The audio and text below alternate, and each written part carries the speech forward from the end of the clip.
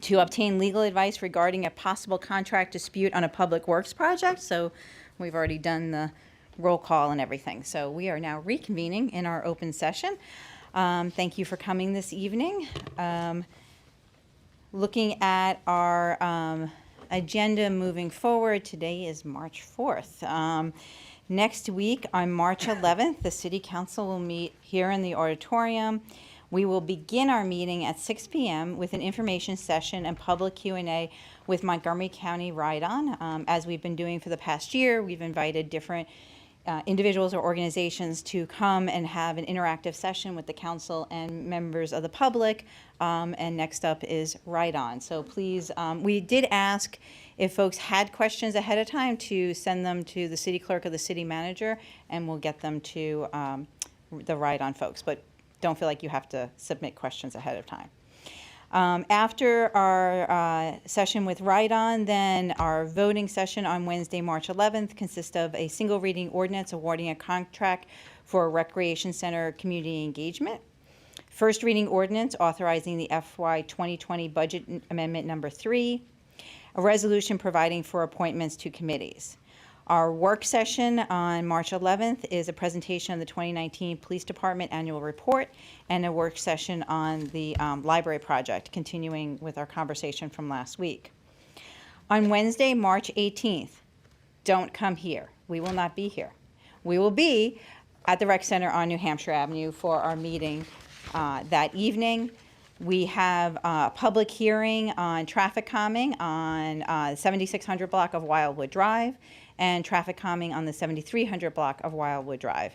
And we still have on the schedule tentatively a public hearing on stormwater management fee. Yeah, okay. Our voting session that evening is the first reading ordinance amending the election code. Our second reading ordinance authorizing FY 2020 budget amendment number 3 and a resolution regarding the city manager's contract extension. Our work session that evening will be our continuing conversation on the tree ordinance amendments and the tree canopy goal. On Wednesday, March 25th, the City Council will meet back here at 7:30. We'll have a presentation from the Complete Safe Streets Committee, our recommendations on traffic calming and sidewalks. Our voting session will be a resolution adopting a tree canopy goal. First reading ordinance amending the tree ordinance, fingers crossed. First reading ordinance amending the stormwater management code, that's tentative. And second reading ordinance amending the election code. And that'll bring us up to into April. And then April we begin budget, so get ready. We begin budget. Everybody begins budget. It's a community-wide effort. Next, we have a proclamation tonight proclaiming March 20th, 2020 as Meat Out Day. I thought, as many people have been talking about our climate change work, thinking about going meatless, it might be appropriate today to have this proclamation. I'll read it to you. Whereas the City of Tacoma Park has adopted a goal to move rapidly toward net zero greenhouse gas emissions citywide and is working to fight global warming, which includes the goals of reducing greenhouse gas emissions, promoting clean technology, reducing air pollution, conserving water, and more. Whereas a plant-based diet helps protect the environment by reducing our carbon footprint, preserving forests, grasslands, and wildlife habitats, and reduces pollution of waterways. And whereas an estimated 1,800 to 2,500 gallons of water go into producing a single pound of beef, and whereas the United Nations recognize that livestock are one of the most significant contributors to today's most serious environmental problems, and whereas the American Dietetic Association recognizes that reduced meat consumption decreases the risk of various health problems, stating scientific data suggests positive relationships between a vegetarian diet and reduced risk for several chronic degenerative diseases and conditions, including obesity, hypertension, diabetes, and some types of cancer. And whereas a growing number of people are reducing their meat consumption to protect their health and the environment, as well as to prevent animal cruelty. And whereas colleges and universities nationwide have added Meatless Monday menus in their cafeterias, and whereas since Meat Out was launched in 1985, more than 35 million Americans have explored a plant-based diet and reduced their consumption of meat, dairy, and eggs, and major food manufacturers and national franchises are marketing more meat-free options in response to this growing demand. Now therefore, I, Kate Stewart, Mayor of the City of Tacoma Park, Maryland, do hereby pronounce March 20th, 2020 as Meat Out Day and encourage all residents to consider the benefits of plant-based foods to their health, to animals, and to the environment. So thank you for that. All right, next we have legislative updates. I know, it's been very busy. In Annapolis. Just some updates from last week. Thank you, Councilmember Smith, for writing a letter including with the Maryland Municipal League on highway user revenue fees. Councilwoman Kostick wrote another bit of testimony regarding pedestrian rights that we talked about last week. And I wrote the testimony on Delegate Wilkins' Stable Homes Act, which last year was the just cause evictions.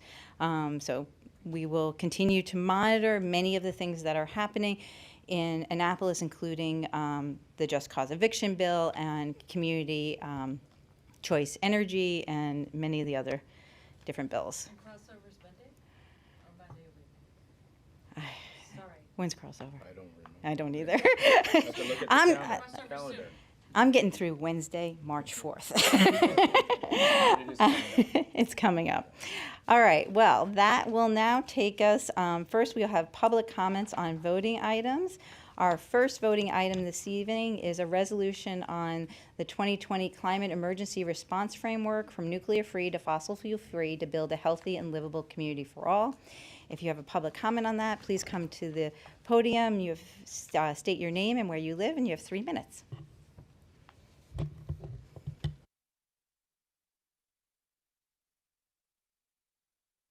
Okay. Okay, great. Mayor Stewart and council members, thanks very much for holding this hearing tonight. My name's Gillian Caldwell. I live in Ward 1, a new resident, in fact, in Ward 1, and I'm here to urge you to pass an even stronger resolution than the one before you now.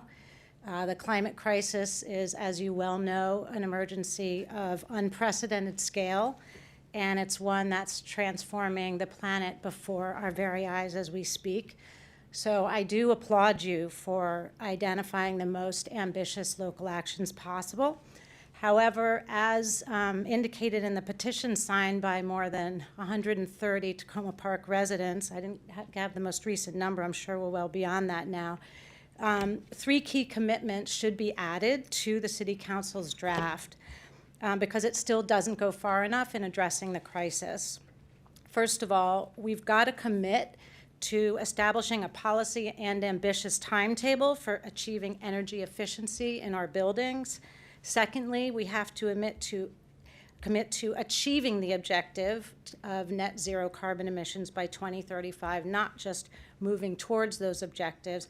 And third, we've got to commit our city to being free of all fossil fuel sales by 2045. As was noted in the Washington Post recently, Tacoma Park is seen as a testing ground for the next wave of climate policies and actions. Just in the last year, Dolly and RS Auto became the first gas station in the country to completely convert to electric charging. In 2019, Berkeley became the first city in the United States to ban the installation of natural gas lines for new buildings, and more than 24 cities and counties have since followed suit. I spent the last 4 years living in London, and I can tell you that now that Trump has signaled the United States' decision to withdraw from the Paris Agreement, that all eyes are on U.S. states and cities, and we really can make a difference by stepping up to deliver on those commitments and more. Finally, as we move towards a fossil-free future, please be sure you put the financial incentives and supports needed to enable everyone to do their part. Will this be easy? No, but we need to do things differently, and that's rarely easy. More of the same will doom us and millions of species to a very challenging future, and the most marginalized communities on the planet will be hit first and worst. Do we know exactly how we'll deliver on this, the commitments we're describing? No, but that doesn't mean we shouldn't make binding commitments now. As Nelson Mandela said, it's always impossible until it is done. thank you for your leadership, and that's on behalf of us and future generations like my son. Thank you. Great. Any other public comments this evening on the resolution? Hi, Mayor, council members. Mike Tidwell, Willow Avenue, Director of the Chesapeake Climate Action Network. And my friend Gillian Caldwell stole all my lines. I was going to talk about the petition. The count is up to over 170 people, and we got 170 people to sign this petition, which I emailed to all of you today in just 4.5 days. I think that there'll be more people signing as we continue. First, I want to thank all the council members, the mayor, for the incredible amount of work that's gone into this resolution already. Again, the staff who've presented what I think is a really great plan. I would just emphasize the first component of this petition. We need to really get a sense of how efficient or inefficient our buildings are. That's what comes through loudly from staff. We need to have a baseline. We need to include single-family homes. I'm hoping that this resolution will help us find a pathway to measuring the efficiency of single-family homes. I'm also looking forward to seeing you vote for a resolution that gets us to net zero on greenhouse gases by 2035. This is very doable. Even Delta Airlines that does nothing but burn fossil fuels for their planes has committed to getting to net zero through carbon offsets and efficiency gains for their airlines. So this is clearly something we can do. I want to thank you again for all the incredible work you've put into this. A lot of Tacoma Park residents like me are very committed to working with you and making our city stand out and be an example to the rest of the country. We can do it. We've got a good start. I look forward to the further debate and vote tonight. Thank you. Thank you.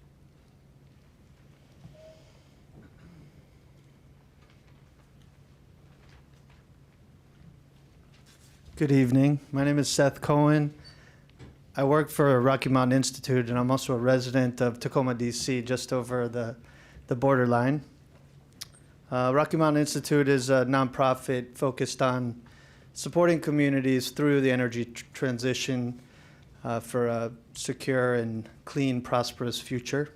And I have a short statement I'd like to read for you. Meeting a 1.5 degrees Celsius temperature target in accordance with the IPCC's special report findings and the Paris Agreement objectives requires reducing emissions by 50% by 2030.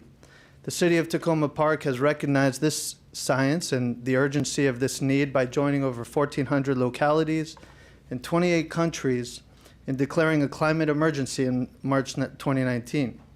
The framework of this resolution is built in recognition of the Climate Emergency Declaration and the city's climate commitment to becoming net zero by 2035.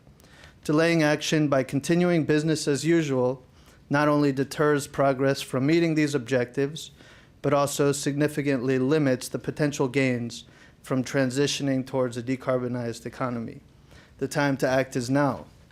To meet these ambitious targets and to take the necessary action on climate requires immediate action to address the city's largest sources of emissions, buildings and transportation.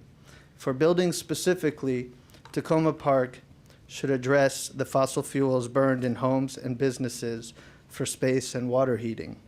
The technologies that can accelerate this transition, heat pumps and heat pump water heaters, are already known, proven, and starting to be deployed at scale. Heat pumps are typically 2 to 3 times more efficient than natural gas furnaces and eliminate the health impacts of combustion as well as the climate impacts from direct carbon emissions in homes and businesses. While we also support the establishment of a 100% renewable electricity CCA program, that renewable electricity needs to offset more than just existing electricity use. It needs to go further if we can use that renewable electricity to replace the fossil fuel combustion in our buildings. I express my support for the passing of this critical resolution, and thank you for your leadership. Thank you.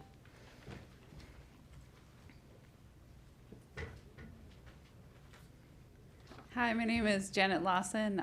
I live in Tacoma, D.C., 2 blocks from the Maryland border. And I wanted to thank you for your leadership on climate protection, including consideration of the resolution today.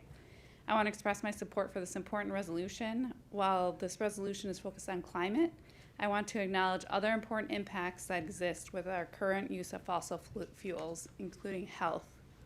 MIT recently published a study in the journal Nature that tracked health impacts and premature deaths linked to fossil fuel combustion over a study period from 2005 to 2018. Over this study period, with the adoption of clean energy technologies, emissions from the electric power sector have decreased, leaving emissions from the residential and commercial sector as the highest source of premature deaths linked to fossil fuels. In the U.S. in 2018, over 28,000 deaths are attributable to air pollution from fossil fuel use in buildings. In Maryland alone, the study attributes 757 premature deaths to air pollution generated from the residential sector. As my husband has already stated, the technological solutions to replace this fossil fuel combustion in buildings already exist. Buildings can provide heating, hot water, and cooking appliances powered by clean electricity that remove the health impacts associated with indoor air pollution. Moreover, it is important to note that the most burdened by air pollution are typically the underserved, low-income, and minority communities. Citywide action to replace fossil fuel infrastructure with affordable access to clean electric buildings and appliances supports these communities while also providing an opportunity to create jobs and spur the local economy. Not passing this resolution means continuing on a business-as-usual pathway, including continued investment in fossil fuel infrastructure in our homes and businesses, infrastructure that will outlive the 2035 net zero emissions target Tacoma Park aims to meet. I again thank the City Council in considering this resolution and urge Council members to pass it. Thank you.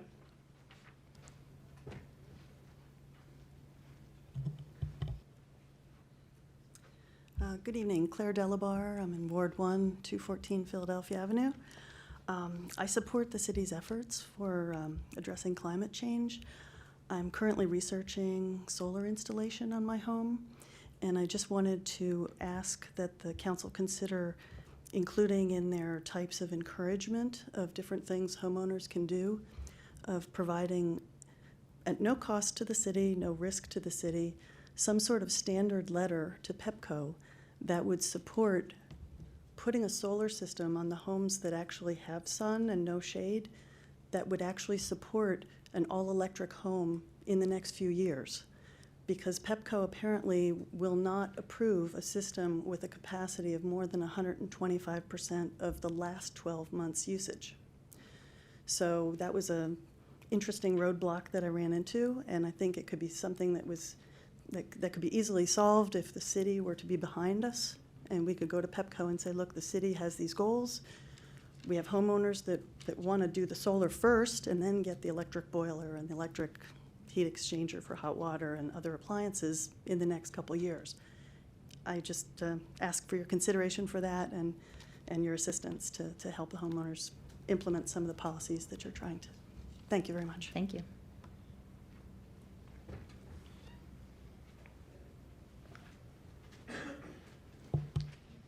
Hi, Michael Feldman-Winsek, Ward 3, Sherman Avenue. I'm a member of the Committee on the Environment, and I want to thank you for your leadership and directives to move towards a future where humans are still in it. And while I would encourage a stronger, more rigorous resolution, including such items as were noted in the CCAN petition, I strongly support passage of the resolution. We are on the brink of history, and even the speculation about phasing out fossil fuels in Tacoma Park has been electric, and pun intended, unfortunately. I don't think I've heard anyone proclaim that they think this is a perfect resolution, but we don't need perfect right now. We just need to get started. So I hope that you'll pass this resolution. Thank you.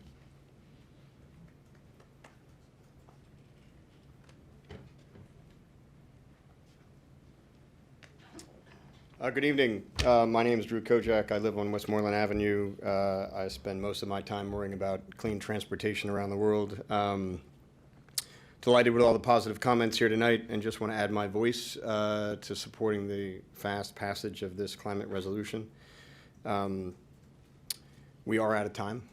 We've been out of time for a while now on climate, and there's been a lot of positive changes in this resolution from when it started, but it is, in my opinion, in good shape right now and worthy of passage.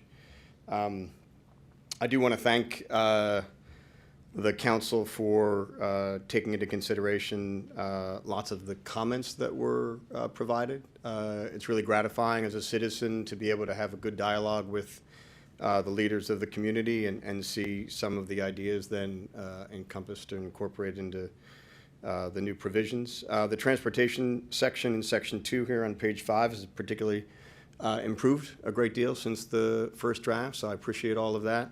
A lot of good ideas have been included. Parking and using it to encourage electric vehicles is one.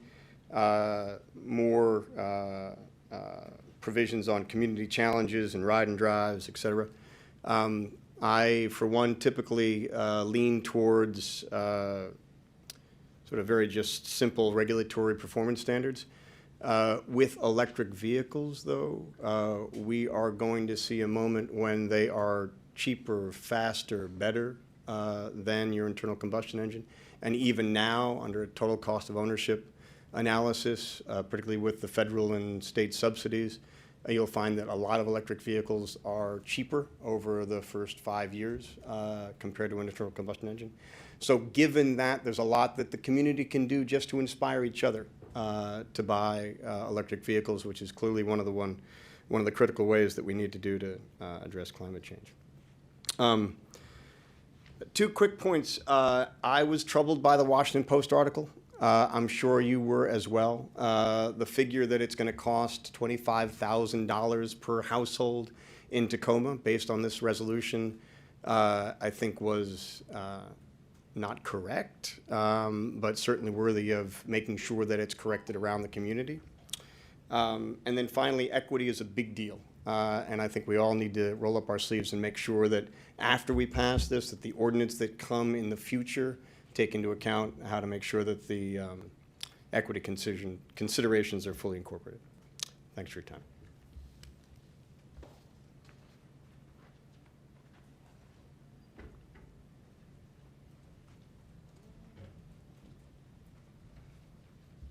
Good evening, David Blockstein from Ward 3, Sycamore Avenue. You've heard more than enough from me about what should be in the resolution and the action plan. So I just want to say thank you.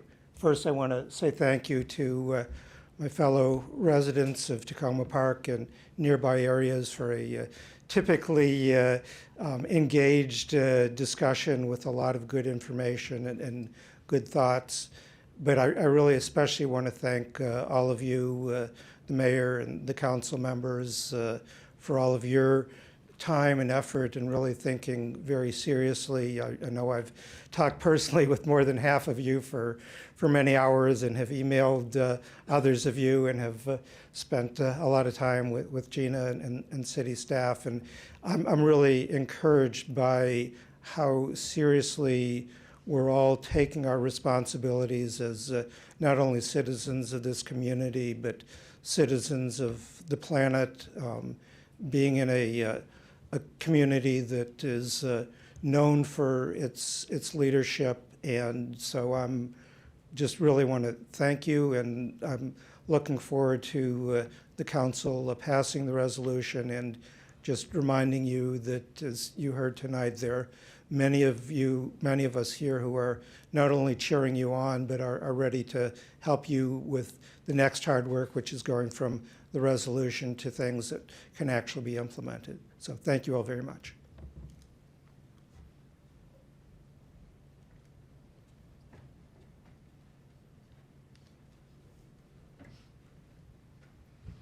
Excuse me. George Ashford, Ward 2. I just wanted to, again, well, let me give a little background, sorry. At the last meeting, I'm the chairperson of the Tacoma Park Youth City Council, an advisory committee that advocates on behalf of youth in the City Council. And at the last meeting, we put forth a request that the City Council not only pass the resolution, but add in a timeline to ensure that the ordinances that follow keep the city on a tight schedule when it comes to getting our emissions down, given the importance of this issue. I was very happy to see that Councilmember DeBala added an amendment with some more specific dates about when certain elements of the plan would be implemented. And I can speak only on behalf of myself here, since we haven't had a youth council meeting since our last statement, but I urge you to pass those amendments along with any other amendments that make this resolution more robust and stronger in terms of dealing with the climate crisis. And again, it's been said many times by many people in this room that this resolution is an absolute necessity, and we need to get down to stopping this crisis with everything we've got. Thank you.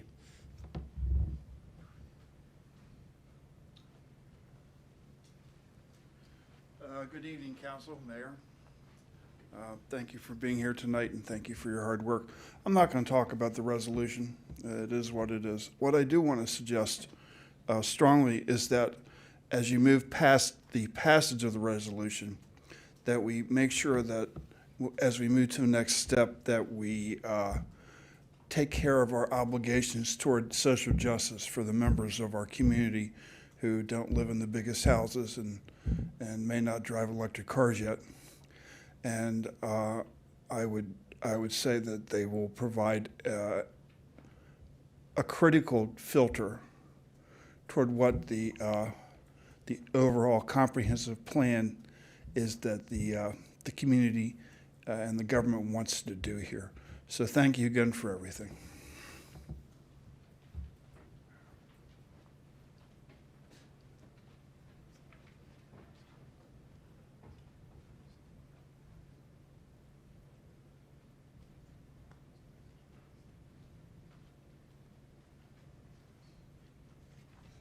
Hi, I'm Gus. Let's also lower this a little bit too. Helps a little bit. Hi, I'm Gus from Maryland, right next to Washington, D.C. I'm here to say if we don't change now, it will be extremely hard to change then, so please move forward from fossil fuel. Hi, I'm Ella from Tacoma Park.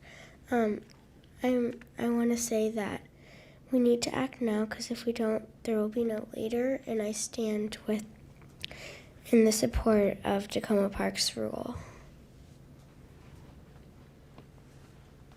And I'm Josh Stebbins, their dad, and I live on Montgomery Ave in Tacoma Park, Maryland, and we're all very strongly supportive of this resolution, and we want to say that I think that, you know, the costs of not acting are much higher than the cost of acting, but we also have to act with equity first and foremost, justice and inclusion in our minds as we move forward.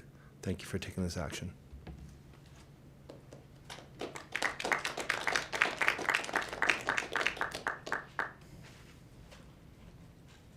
Anyone else would like to speak to Mike?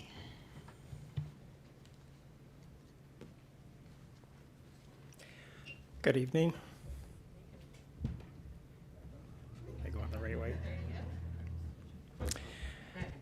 My name is Mike Royst. I live on Park Avenue in Tacoma Park.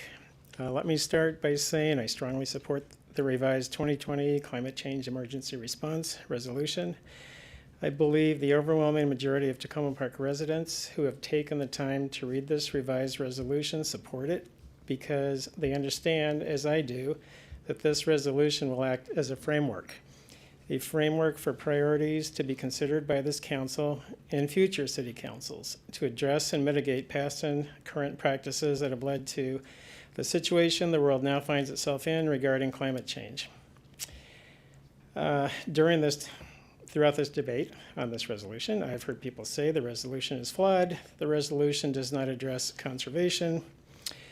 Why does Tacoma Park need to be a leader?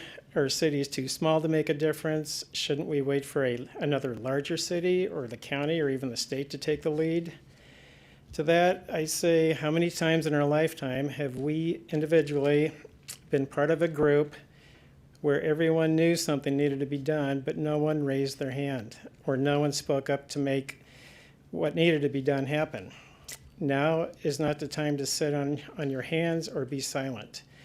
Therefore, I strongly urge a yes vote in favor of passing this resolution tonight so we as a city can begin the process of moving forward in a serious manner to implement actions that can help mitigate the coming adverse effects of climate change. And thank you all for your leadership.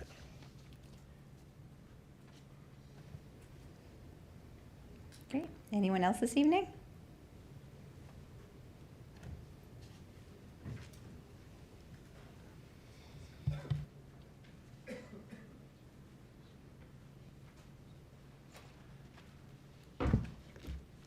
Good evening. My name is Cynthia Marielle. Tacoma Park is a small town of more than 17,500 residents. It's a majority minority town in which 30% of the population was born outside of the U.S. Home ownership versus renting is nearly evenly divided, and most renters live in multi-unit buildings. More than 8% of the residents live in poverty, but this percentage doesn't really tell a complete story because we all know that the Washington metro area is an extremely expensive place to live, and the poverty level threshold is sorely underestimated. The impact of the proposed climate resolution has not been adequately vetted with people of color, renters, and many others. Yet, early in 2020, the City Council held a retreat, and the discussion among council members and staff emphasized prioritizing inclusivity in the city with regard to governance and increased participation by residents of color.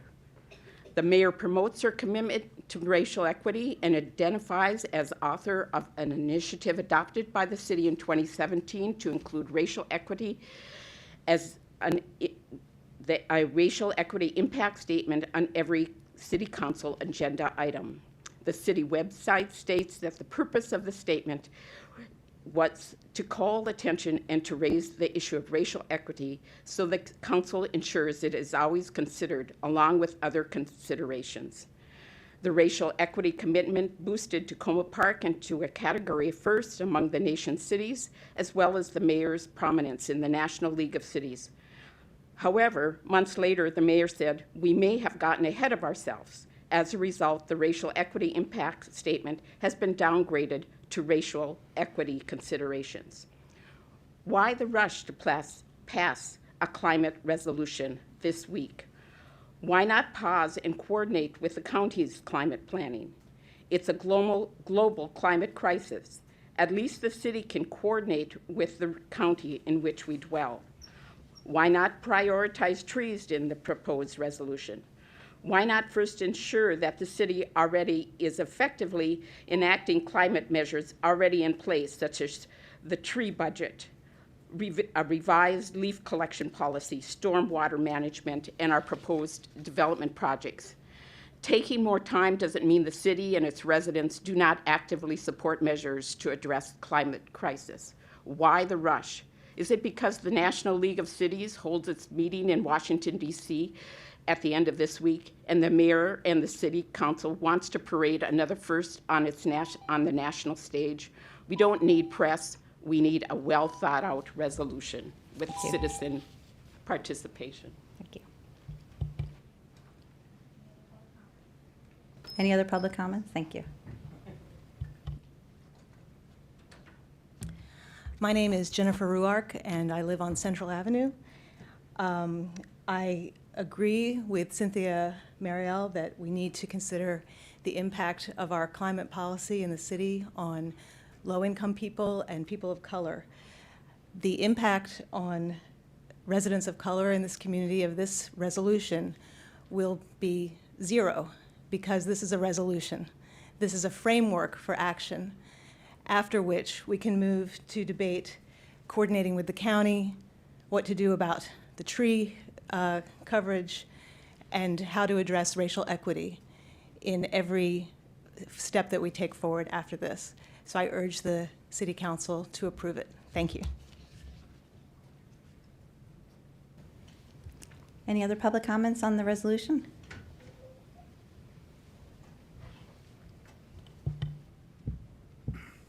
Yes, thank you. John Ackerley, Ward 2. I'm also co-chair of the Environment Committee. And I just wanted to say that in some ways this debate reminds me a little bit of the national debate around Obamacare. And it's when you mandate something that you reach all the residents of your community. And I would worry more for the low-income residents of our community if we don't pass this, because this process will unleash funding, both state and city funding, for lower-income people that they would not otherwise get. We've seen what the voluntary efforts to achieve carbon reductions have done, and they've actually been pretty impressive, but they've mostly been participated by wealthier homes. This is a way to ensure that lower-income homes will have their utilities reduced month after month, year after year, through very cost-effective weatherization and other measures. So I think I would pass. I would urge you to pass this resolution on those grounds. Thank you. Anyone else? You don't have to wait for me, honestly, if you want to just start lining up here. Hi, I'm Roger Schlegel, Allegheny Avenue, Ward 3. And I already shared a letter with you a couple of days ago, so I won't repeat what's in the letter. Thank you for the work you're doing and for the careful deliberations that you're making.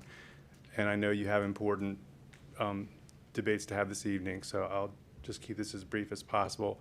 It's just to keep in mind that as we move forward, whether the resolution passes tonight or not, let's remember that we are Tacoma Park residents and Montgomery County residents, 100% Montgomery County residents, and I sometimes forget that myself.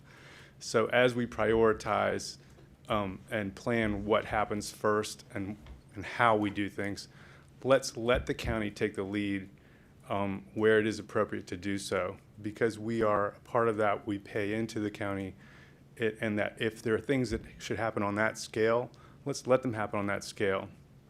Let's capitalize on what makes us unique as Tacoma Park. We are situated right close to Prince George's County, right close to the district, and to unincorporated Montgomery. That's unique about us. We have a pretty healthy tree canopy compared to other areas of Montgomery County. That's something special about us. We have a historic district. We have fairly dense built-up areas. We have a very concentrated income divide as well. So in all those areas, if there are innovations, things we can pilot that would help the county or help other jurisdictions, let's do that. Let's focus on what makes us special that can allow us to set an example. But if there are things that can be carried by other actors, let's let them do that and work with them. One example of what I'm talking about is I see the amendment from Councilmember Kostick tonight, which emphasizes working with neighboring jurisdictions on transit. That is super important to have in our actions going forward. When you think about the trips that happen, they don't happen just around town. It may be that we don't have a shuttle yet because we simply can't support lots more shuttles. But if we want to coordinate with what people in Chilham want to do and East Silver Spring, I think, and Brightwood, I think we're going to find ways to work across boundaries to get a lot of people out of their cars. Thank you.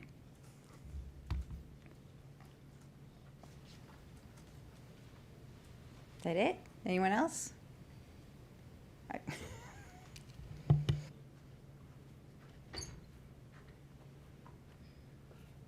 Larry Silverman, Birch Avenue.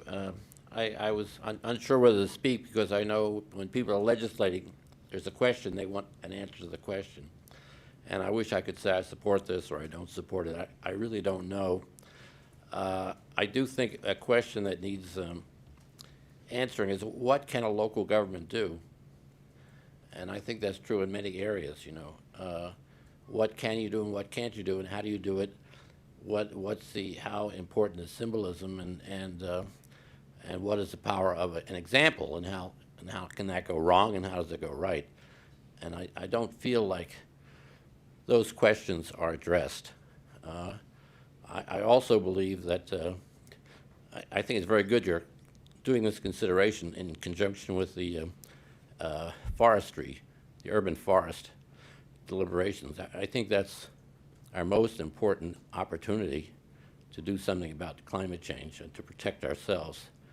I used to teach a course in public lands called Public Lands Private Interests, the Struggle for Common Ground.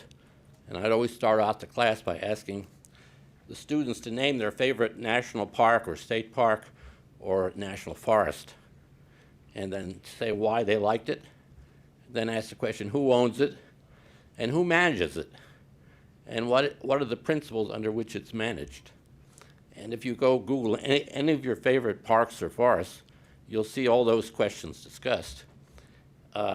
We have a forest here too, with very many legal and physical challenges, but we don't have a plan for that forest. And I think the most important thing you can do in the next year or two, in addition to understanding what your capabilities are as a municipal government, is to develop a plan, which is very challenging because you don't have a unity of ownership. You have many different circumstances. But still, we need to think of our forest as a forest, and that's where the city comes in, because maintaining the city's forest, including not just the rights of way or what you own, but all the trees that make this urban forest, finding the right role for the city in maintaining that forest and coming up with a proper plan would make future generations thank you. And I thank you for your hard work. Thank you. Thank you. Anyone else? All right, I'm moving on to the next voting item, which is a resolution authorizing closure of the Ann Street for Crossroads Spring Fest on Saturday, May 2nd. Any public comments on that? Seeing none, we'll now move into our voting session. And our first item up this evening is our resolution on our 2020 Climate Energy Response Framework. And I think just as way of background, we've been talking about this, well, some could say we've been talking about this for a long time. If we go back to when the city first started taking action on sustainability and climate change, this was the timeline that we looked at earlier this year. We started in 2000 working on a local action plan for reducing greenhouse gas emissions. Then we had a task force on environment action in 2010. We had a sustainable energy action plan in 2014 that had 17 strategies that between 2014 and 2019, the city and residents worked really hard on, and there were a lot of achievements in those 5 years. And we realized, and those achievements, and you can see just some of them listed here in what we were able to do. And when the sustainability manager came back to us to report back on how much we had accomplished and what the next steps were, the city council decided that we needed to look at how can we really address climate change. Thanks to council members Kovar's pushing, we declared a climate emergency in 2019. Over the last year, since then, we engaged with the Cadmus Group, which was a consulting group that helped us do an inventory of our greenhouse gas emissions, look at strategies that we could take to reduce our greenhouse gas emissions in the city. We received that report at the end of last year, and what we asked of our sustainability manager was to take that report and the many meetings that took place in here in the community center, the survey that was done online, as well as the individual, I think there were about 13 to 15 smaller groups discussions all around the city, take all that information and then come back to us with, and we said the words, an aggressive plan for fighting climate change. Our sustainability manager took us at our word, and she came back to us in January with an aggressive plan for addressing climate change and the climate crisis. The city council looked at her recommendations, thanked her for all her hard work. We held a public hearing in which 32 people came and spoke. We had emails submitted, I know, to the city clerk, all of us, and individually, all of us had emails. A number of the city council members held individual meetings over the last month or so to get feedback. And I just want to thank every single person who has shown up at meetings, provided emails, and feedback. There's been many great things about this process, as I think Mr. Kojak mentioned and others have mentioned, the back and forth and feedback. And I can say there are people who have come to council meetings who have never come to council meetings before. And when I honestly measure how successful we have been in thinking about a process and thinking about community engagements, having new people come to a council meeting and engage with us and provide us with feedback, and then hearing that we heard them and they can see that, I think says we had a good process. We can always make it better, and we aim to do that as we move forward if we pass this resolution tonight. So I just wanted to kind of give that background of where we are this evening with this resolution, and thank everybody who came out. I just also want to say that in addition to all the public comments we had tonight, the Maryland chapter of the Sierra Club also sent in a letter this evening and asked me to announce that they also would like us to move forward with this resolution. So we just, Mr. Tolkien could not be here himself, but asked that I announce that. So with that now, we're gonna, but I think we're gonna first move the resolution so that we have it moved and second. And then the process we have, just to kind of remind everyone how we do things. With the resolution, we will move and second the resolution, so it'll be on the table for us to discuss. If changes are to be made, someone will move an amendment. For an amendment to be discussed, it must be second. Even if it's a friendly amendment, it needs to be seconded by someone. We'll discuss that amendment, and then we'll take a vote on each of the individual amendments and move through. At the end, we will then take a vote on the resolution as amended throughout this process. You look confused. No? Okay. First let's move it, and then people can say just general comments regarding the resolution, and then we'll move to amendments. Okay? Did you have a question before it? No, I'm ready to You're good, move. right? Okay. Would someone like to move our resolution on our 2020 climate change emergency response? Someone would. It would be me. Councilwoman Duvall moved. Councilmember Kovar second. All right. We now have the resolution on the table. Before I take amendments, would people like to make some general comments? Councilwoman Duvall. Yeah, thank you. And as you all know up here, and presumably many of you in the viewing audience already know, I strongly support climate action on all fronts, personal, city, county, and national. But we're here today to talk about city. And as one of the primary authors of the 2019 Climate Emergency Resolution, I suppose you have me to blame for us all sitting here tonight. But 2 weeks ago, we offered up a dramatically revised resolution, and I'd just like to say thank you to everybody who has been part of the discussion, and hang on to that, because we're going to need to continue that as we move forward. This revised resolution, I think, it identifies a set of strategies that we want to develop further to see if they will work for us in Tacoma Park. It's not any final adoption of any requirements on single-family homes or on anybody else. It is just, as I see it, just what I said. It's the opportunity to work together to move forward. I worry that if we don't move forward with this, we'll never get to the conversations we have to have about how this affects particular groups of people in our community, what we must do about that, how we should pay for this.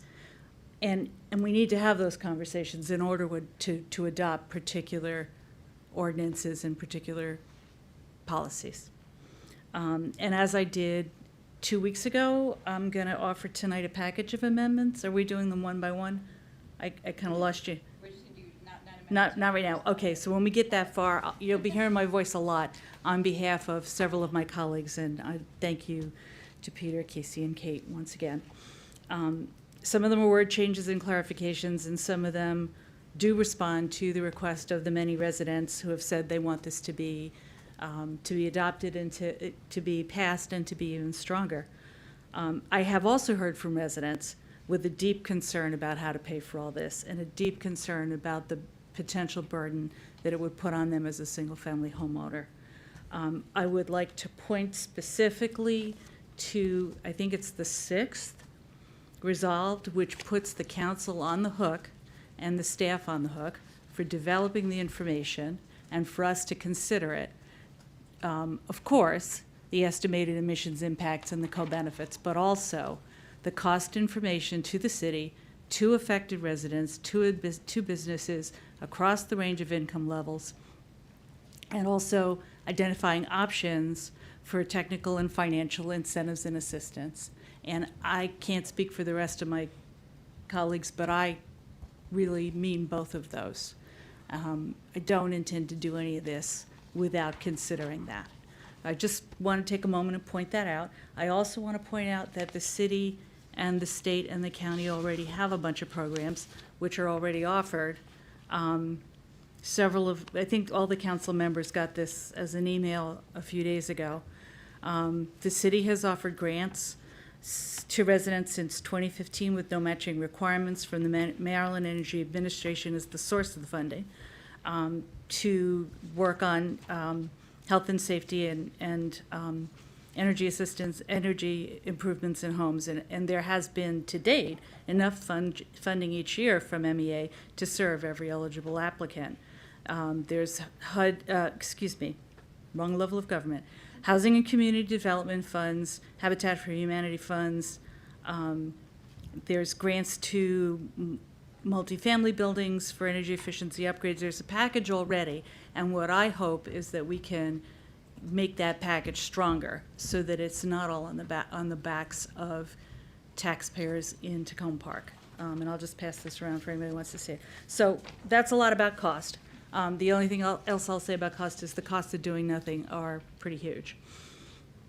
I won't belabor the point about equity except to say again, I hope that we have addressed it in the revised resolution by talking to the point of reaching out not just to the half of the community that owns single-family homes, but to the other half as well.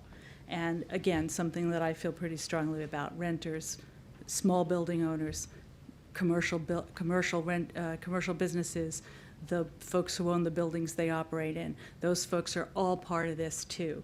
And reaching out to them through collaboration as we develop these programs would be the way I'd like to see this go. So two more things. I've also heard a lot about coordination with the county, and many of you were at the Thursday meeting with the county last week, hearing the county executive talk about the short-term measures that he hopes to adopt. And they sounded a lot like some of the things we're talking about here. So yes, of course, in coordination with what they're doing. So in summary, I don't think there's any avoiding that we have to do. We all have to do as much as we can as soon as possible. And I see this resolution as moving forward in that. And I want to just quote one Ward 2 resident who emailed me: the poorer we are, the harder we're hit by climate change. The poorer we are, the fewer resources we have to address them. The longer we wait, the more it'll cost. The longer we wait, the more severe changes that we will need to make. And we are already way behind. Thank you. Thank you. Councilwoman Kostick? Thank you. I want to start off by thanking all of you who came out tonight and the many people I've heard from at neighborhood meetings, at one-on-one meetings, through email, and many other ways over the past several months, going back to kind of the start of this particular process back in March when we declared our climate emergency. It has been really helpful to hear from everyone. I've been impressed over and over again by the level of expertise and the level of interest in this topic in the community. And I'm really proud to live in a place where we have this kind of excitement about making these major changes. I also want to thank my colleagues. I want to thank the city staff for all of your hard work. Particularly want to thank Councilmember Dabala for all of the efforts you have put in containing all of the things we have sent you and suggested changes as we've worked towards getting where we are right now. I also want to acknowledge, as my colleague said earlier, that I have heard a lot of people with concerns regarding affordability and equity, and these are serious concerns and things that we need to take seriously as we move forward. I feel like we have gotten to a good place in the resolution in terms of outlining our plans for those things, but we also need to make sure that as we move forward, we keep that in mind repeatedly and we make that a robust part of our decision-making process and our outreach process. It is really important that we have the cost information, and I appreciate what's been done to date in terms of getting us that information. And that's something that we need to do more of as we discuss this with residents. We had a fantastic meeting last night in one of the neighborhoods, and one of the issues that came up was the idea of education and outreach. And I think that's just something that is going to continue to be really, really important as we move forward with this, is making sure that we're communicating with everyone and that we're all understanding where we are and what's happening in this process, as well as just the impacts that we can individually have and the impacts that we as Tacoma Park can have. I'm often at the receiving end of people telling me that they need infographics for things, and in this case I'm going to send that out to other people and say I think this might be a time when we could benefit from things like infographics. Just ways to communicate with the community about why we're doing this and why it's so important. In terms of the resolution, I think it's really important that we're outlining a fairly holistic approach. This isn't everything that we will do on climate in the coming years. There may be new things that come up, there may be things that we delve into more deeply, but I think it's important that we're outlining our overall framework for what we're doing, and we have a sense of where we're going with that so that people can plan ahead and people can see it in that format. I'm looking forward to more specific conversations in the community and our discussions regarding the Sustainability Assistance Fund and education, as I mentioned. And I know as we began this process, one of my concerns was that there wasn't enough on transportation in the resolution. And I feel like we've come a long way in this regard, and we've added a lot more content through conversations with the community and council members and looking at that a little more deeply, and I'm really looking forward to continuing to delve into that particular aspect as we move forward, because it is something that is a major part of this, and it's something that I'm personally excited about, and I know that many other people are excited about it as well and see the benefits of it, of change, not just with regard to climate, but in terms of quality of life and health and safety in the community as well. So thank you all, and I'm looking forward to our discussion tonight. Councilman Searcy? Good evening, everyone. I just want to echo Councilmember Kosick and Dabala's thank you to all of the residents that I've heard from about climate change and a path forward. I think one thing that we can all agree on is that climate change is real as the coronavirus. And we have to do our part, right, to try to mitigate exposure, right? So I appreciate the fact that so many folks have come out to meetings. I've met with residents in Ward 6 on a couple of occasions. I think we've come a long way, and I thank Councilmember Dabala for all of the work that she's put into adding critical elements to the resolution. I have some amendments tonight that are focused a little bit more on making sure that we're all on the same page in terms of what we are pushing forward right now, or what we are talking about. I would argue that this is not a framework, that this is actually a list of priority areas for which a framework should be developed. I would argue that the framework would be a document that is put together by staff that would specify implementation plans regarding all of the items that are here, as long as cost-benefit analyses, timelines, as well as outreach, community outreach plans for each effort. And then that would come back to the council. I've also continue to raise concerns about costs. I know it is very easy to kind of want to look the other way when we're talking about, the needs of the right thing to do. But we have to be mindful of cost, and it is very easy to continue to say the city can come up with the funds. But you will know where the city's funds come from? They come from you. So everything that we're saying the city can come up with, it means you're coming up with it because it comes from our taxpayer dollars.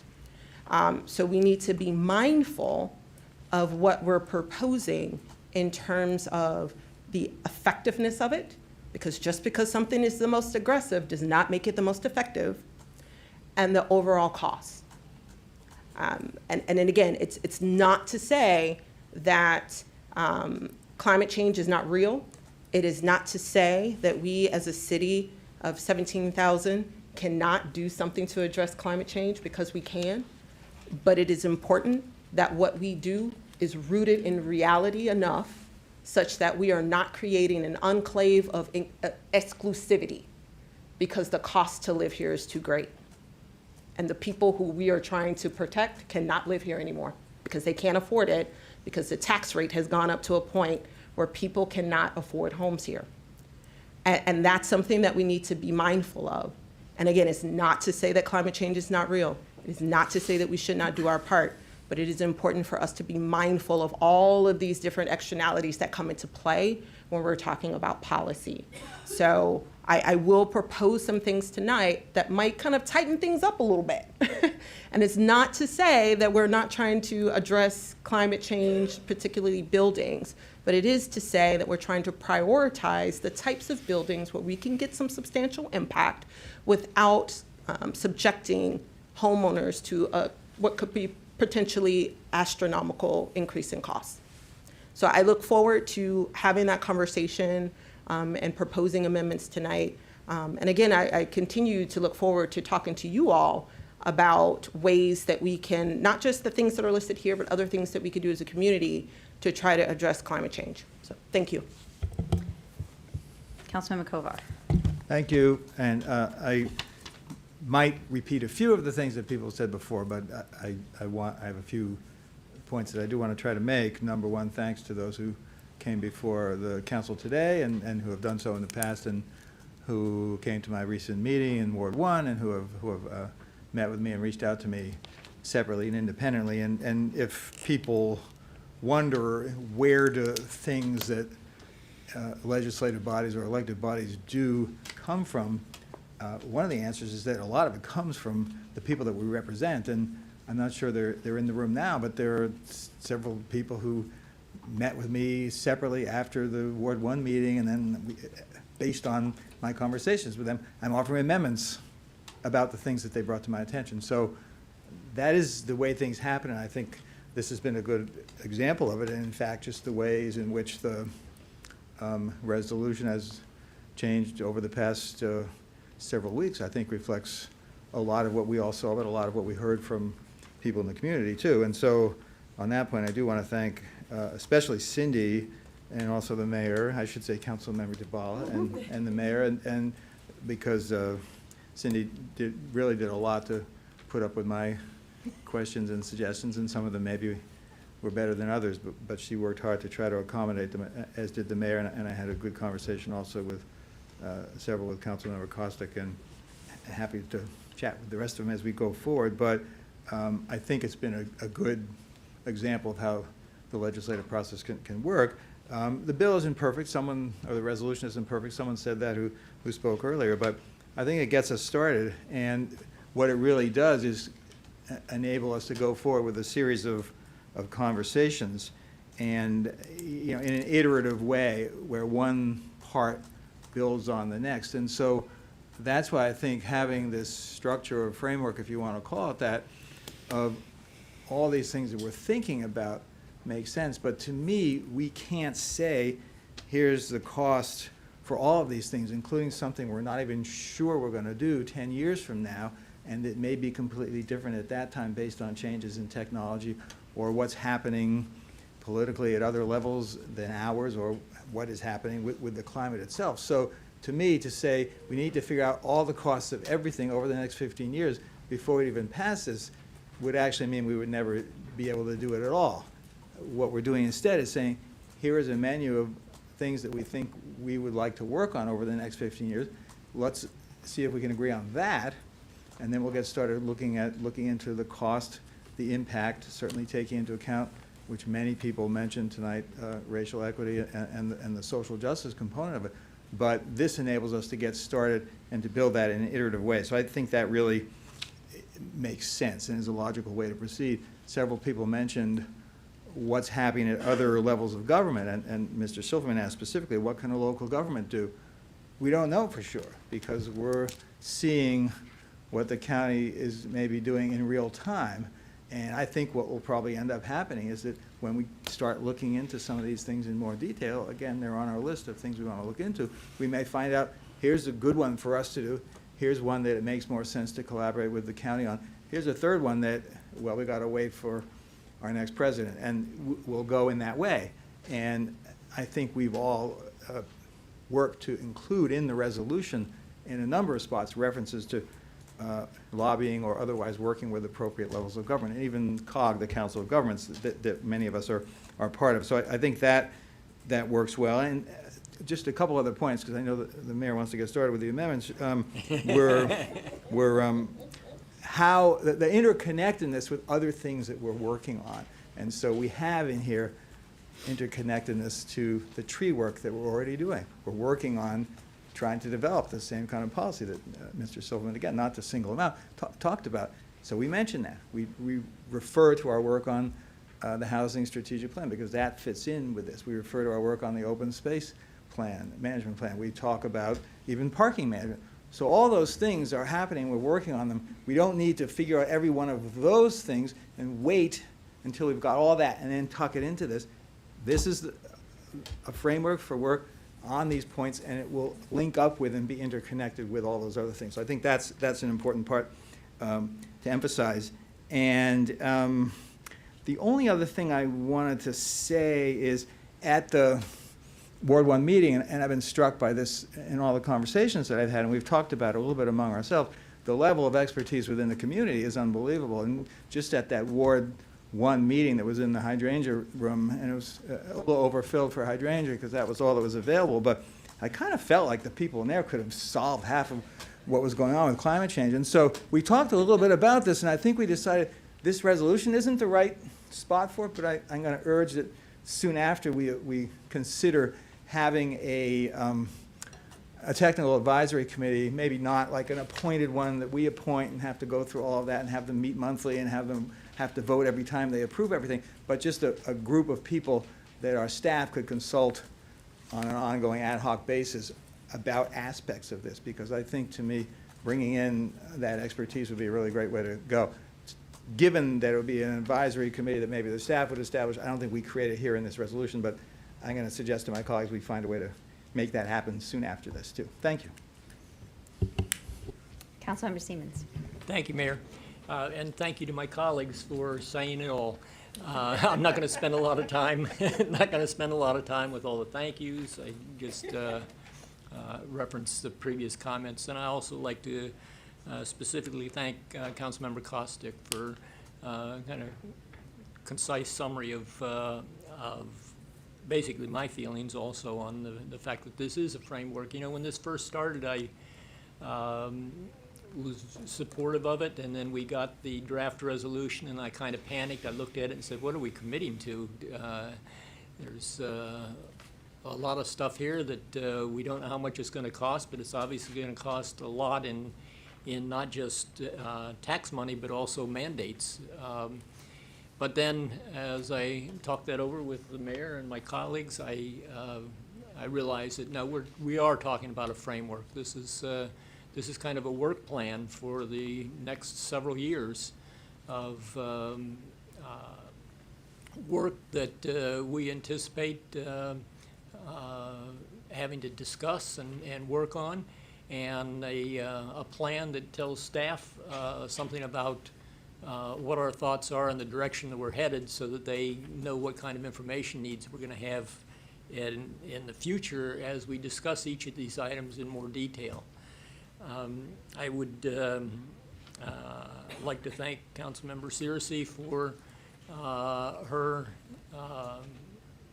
continuing concern about the cost impacts on residents, and her outspokenness on that subject. I think she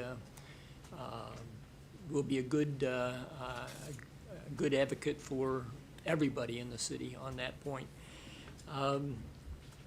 Obviously, the costs are important across our income levels in the city, and it isn't just if you're poor that these things are going to be too expensive.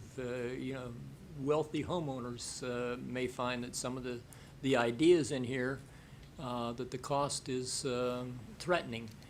And so, again, I look forward to the community participation as each of these items comes forward in the future. And I think that since it is a framework, there could be some things come forward that are not in this framework that we're also going to have to discuss, and how we work on climate change. And then lastly, I would just like to voice support for consideration of an advisory committee, as Councilmember Kovar has just mentioned. Thank you. Councilmember Smith. Thank you. I'll agree with everything else my colleague said. I do think that we should have an advisory committee, but what I want to talk about is the cost of this proposal. I've been on the council for a while now, and we have done things, whether it's changing the voting age of residents in Tacoma Park, banning plastic bags, but we never did anything that would be such a large cost to individual residents. And this is something that extremely concerns me. Why? Because we know if we say that you're not going to use a gas stove anymore, or heating of your house, you're going to have to replace those appliances. And we have not laid out exactly how the financing, or if the city can provide some type of subsidy, whether or not we will come up with some new fee that we attach to something to help pay for these proposals. I mean, I understand it's a framework, but once you start walking down this particular road, it is going to mean that people are going to have to make big investments in their properties. And especially for those people that are on a fixed income, or those people that are on the lower economic strata in this city, they're not going to be able to get the money to make these improvements. For example, our friends over at the county council just passed legislation that says that everybody that lives in an apartment must have air conditioning. But nobody knows how these apartment owners, especially the smaller apartment owners, are going to be able to finance this. Everybody doesn't have a gazillion dollars in the bank account so that you can just write a check every time somebody like a legislative body comes up with some new proposal.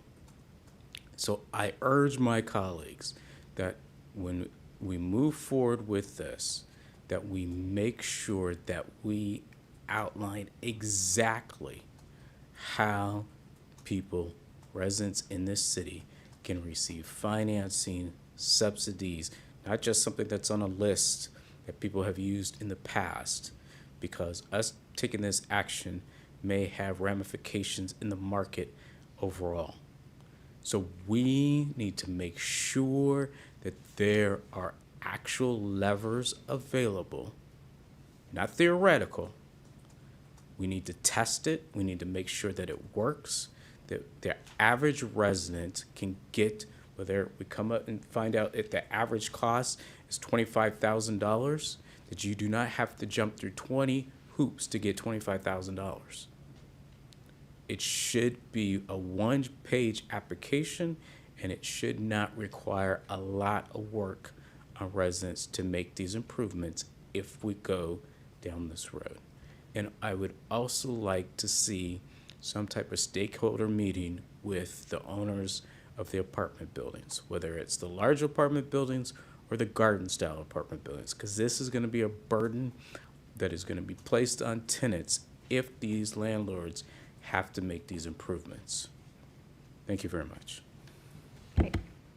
Thank you. I'll just add, I don't want to repeat what people said, that some of the benefits that I think we're already seeing in the community by having this public discussion is the number of people who are actually paying attention to what we are saying.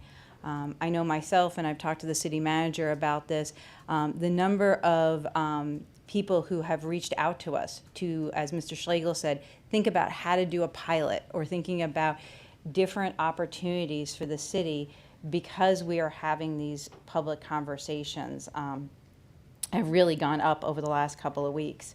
In addition, I know my colleagues have talked about technical assistance and an advisory group.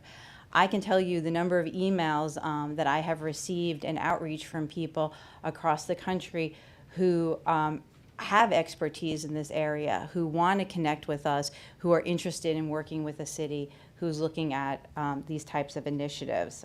So I thank the Rocky Mountain Institute folks for coming this evening. You're one example. I know our sustainability manager has been working with you, and there are a number of people. I was just on the phone call with folks from Tempe, Arizona, and they heard about what we were doing and excited to offer their assistance as well because they've put in place similar actions over the last couple of years. So I think those are some of the benefits that we are already seeing by having this public conversation as we move forward in looking at climate change and how we're going to address it. And I know a number of people, as the night goes on, we're going to lose more and more people. So again, I just want to say thank you to everyone who came out tonight. So how we're going to run this the rest of the meeting? We're going to show, and this is all online as well for folks. We have the draft resolution. Again, thank you to Councilmember DeBala for all her hard work on this. I had asked my colleagues that if they were going to propose amendments that they try and submit them today by noon to our city clerk so that we would be able to show them this evening. Sorry, can and I go through- flag an issue real quick? Yeah. Our monitor here is not working. The one right here. Thank you. Yeah. You do have hard copies? Yes. All right. So you also have hard copies. So the first thing I was going to do was there are a number of just sort of what we've been calling sort of technical errors, sort of grammatical things or wording things that I think we could probably take care of quickly. For example, it was pointed out that in some places we use greenhouse gas, and in other places we say we use the abbreviation. We'd like to move everything towards greenhouse gas because we were doing things kind of quickly. In one place in line 89, it says fossil-free. No, we do not want to become a fossil-free community. We want to become a fossil fuel-free community. So making that changes. On line 120, we were missing a semicolon. And I believe on line 257, instead of resident, it should say residential. So throughout the resolution, we will use the term greenhouse gas and make all of those changes. So I'd like to move that as a packet, as an amendment, those package of changes. Would anyone like to second that amendment? Councilmember Kovar will second. Any discussion of those All right, all those in favor of that amendment, please say aye. Aye. Any opposed? Any abstaining? All right, that was the easy one, I think. So we'll make those changes. All right, next. So what I thought we would do is walk through the document. I want to thank the city clerk for putting this together for us. What you see highlighted starting on line 20 and 21 is the original that was posted last week. Beneath that is a recommendation, and I'm going to turn it over. Councilwoman DeBala, do you want to move that as an amendment?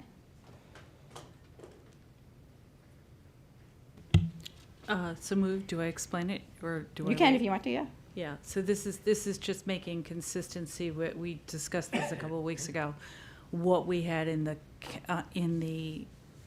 2019 climate emergency resolution.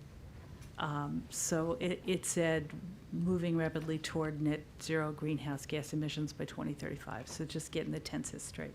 Maybe this is a technical. This is has committed. This is adding the phrase has committed instead of seeks to Yes. move. Yeah. It's has committed to move is the proposal. Yes, sorry, the red has committed Yep. instead of seeks, or has sought if people prefer. Okay. All right, so we have an amendment. Does anyone second that amendment? Councilman Costick, any questions or conversation on that? All right, seeing none, all those in favor of that amendment, please say aye. Aye. Any opposed? Any abstaining? Moving along. We are now on line 62. You'll see the original. And below that, trying to see what the change is. I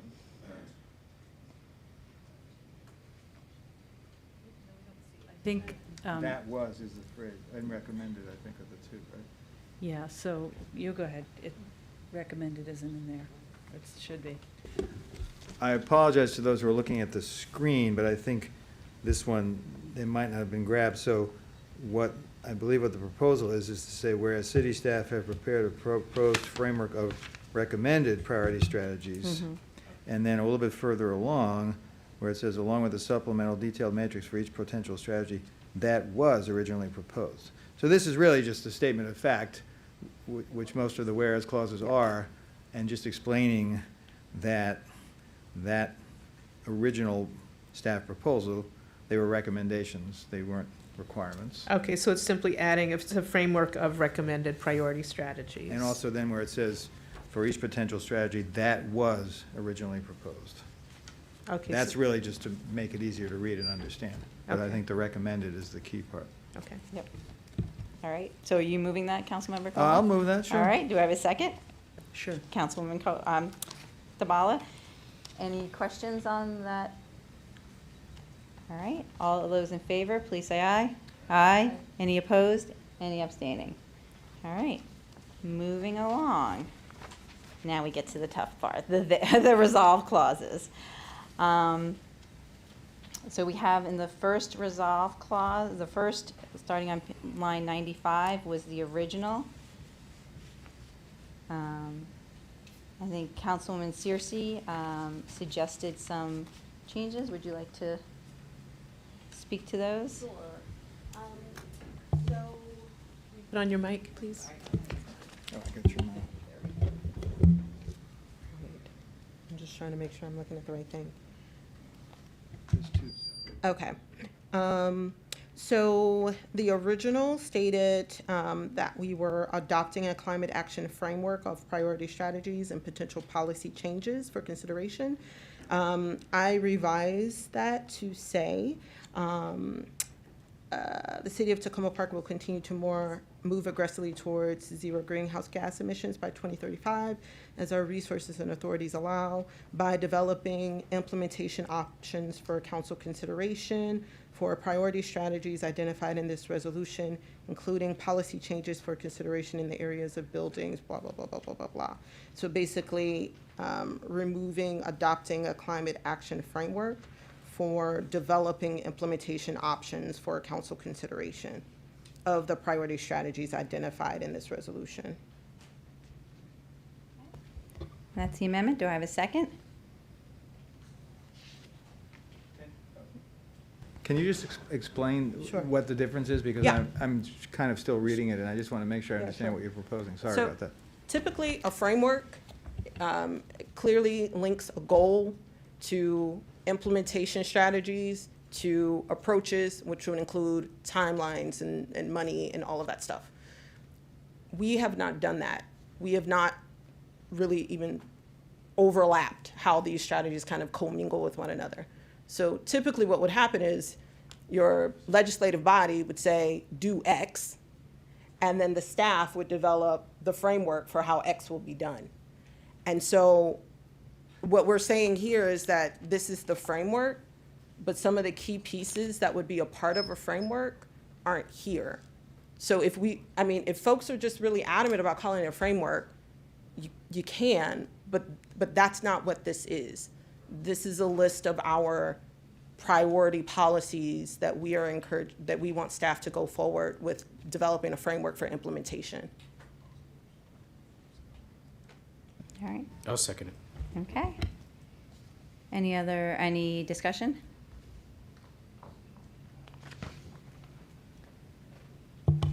I guess I would just say that, and this relates to, if I'm understanding correctly what you're proposing, this relates to what I said earlier about how some of these things, because they're further out in the 15 years, we're not able now to do that. And so this seems to be saying, I don't have a problem with the term framework, first of all, but this seems to be saying we're going to try to figure out all those things now, as opposed to saying, here's the framework of actions we're going to take, and then over the coming years, we're going to be figuring them out. So I lean toward keeping it the way it currently is, unless I'm really not getting what you're going for. No. So what I'm trying to communicate here is that the staff would come back. So let's take, for example, let's take the building, the benchmarking, for example. The benchmarking in a framework, you would say, okay, we're doing benchmarking in order to establish, the mechanism in which we would establish the baseline for energy efficiency of our buildings. Programs would be related to reducing energy, improving energy efficiency. They could be voluntary. They could also be mandated. We would identify goals for each of those, and we would talk about who would be impacted amongst each of them and when we would implement them. So that would be a framework for how we're going to achieve that goal of improving efficiency in our buildings. And so what we have the pieces here of what strategies are, but a framework would imply that you're actually talking about how those things work together to achieve the goal and the timelines in which you would implement them. So I haven't seen, and again, I could just not be aware of how a legislative body would draft a framework. Usually staff would draft the framework, and we would just say, hey, we want you to address X, Y, Z. And then they go out and they establish the framework. So what could have happened was the Cadmus report, which linked different things together and kind of bridged the gap, albeit probably not the way that staff would, that residents felt was strong enough. You could say that that was a framework, or the sustainability plan that we had previously provided a framework because it showed how all of these things linked together. What we have here is a list of the things that the council has decided are important for staff to figure out a way to implement. And then the staff would then go out and figure out what are some options for implementing, and then develop a framework of how all of these things work together. There may be some things that work at odds with other things. And then they would come back and say, these are the 10 things that we think we should do by 2022. And this is how much we think, who would be impacted, and we can guesstimate on how much it would cost staff to do. But we don't have that right now. What we have are a list of things that we think in an ideal would be what we would want to have happen. And again, I don't want to belabor the point, but there's a difference between a framework and how all of these pieces that we're talking about may link together to achieve a goal, and what we have here, which is a list of things that we would like for staff to do. or figure out. Councilman DeBala and then Stevens. So to me,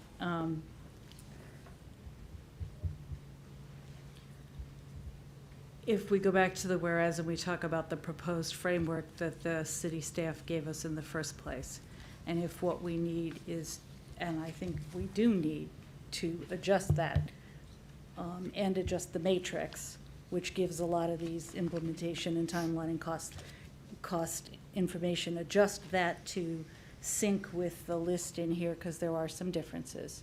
If that's what you mean, then we can just say that, I think. Say either here or in the section on timeframes, wherever it is. I've added an edit, so it's in a later edit. So it's on line 234.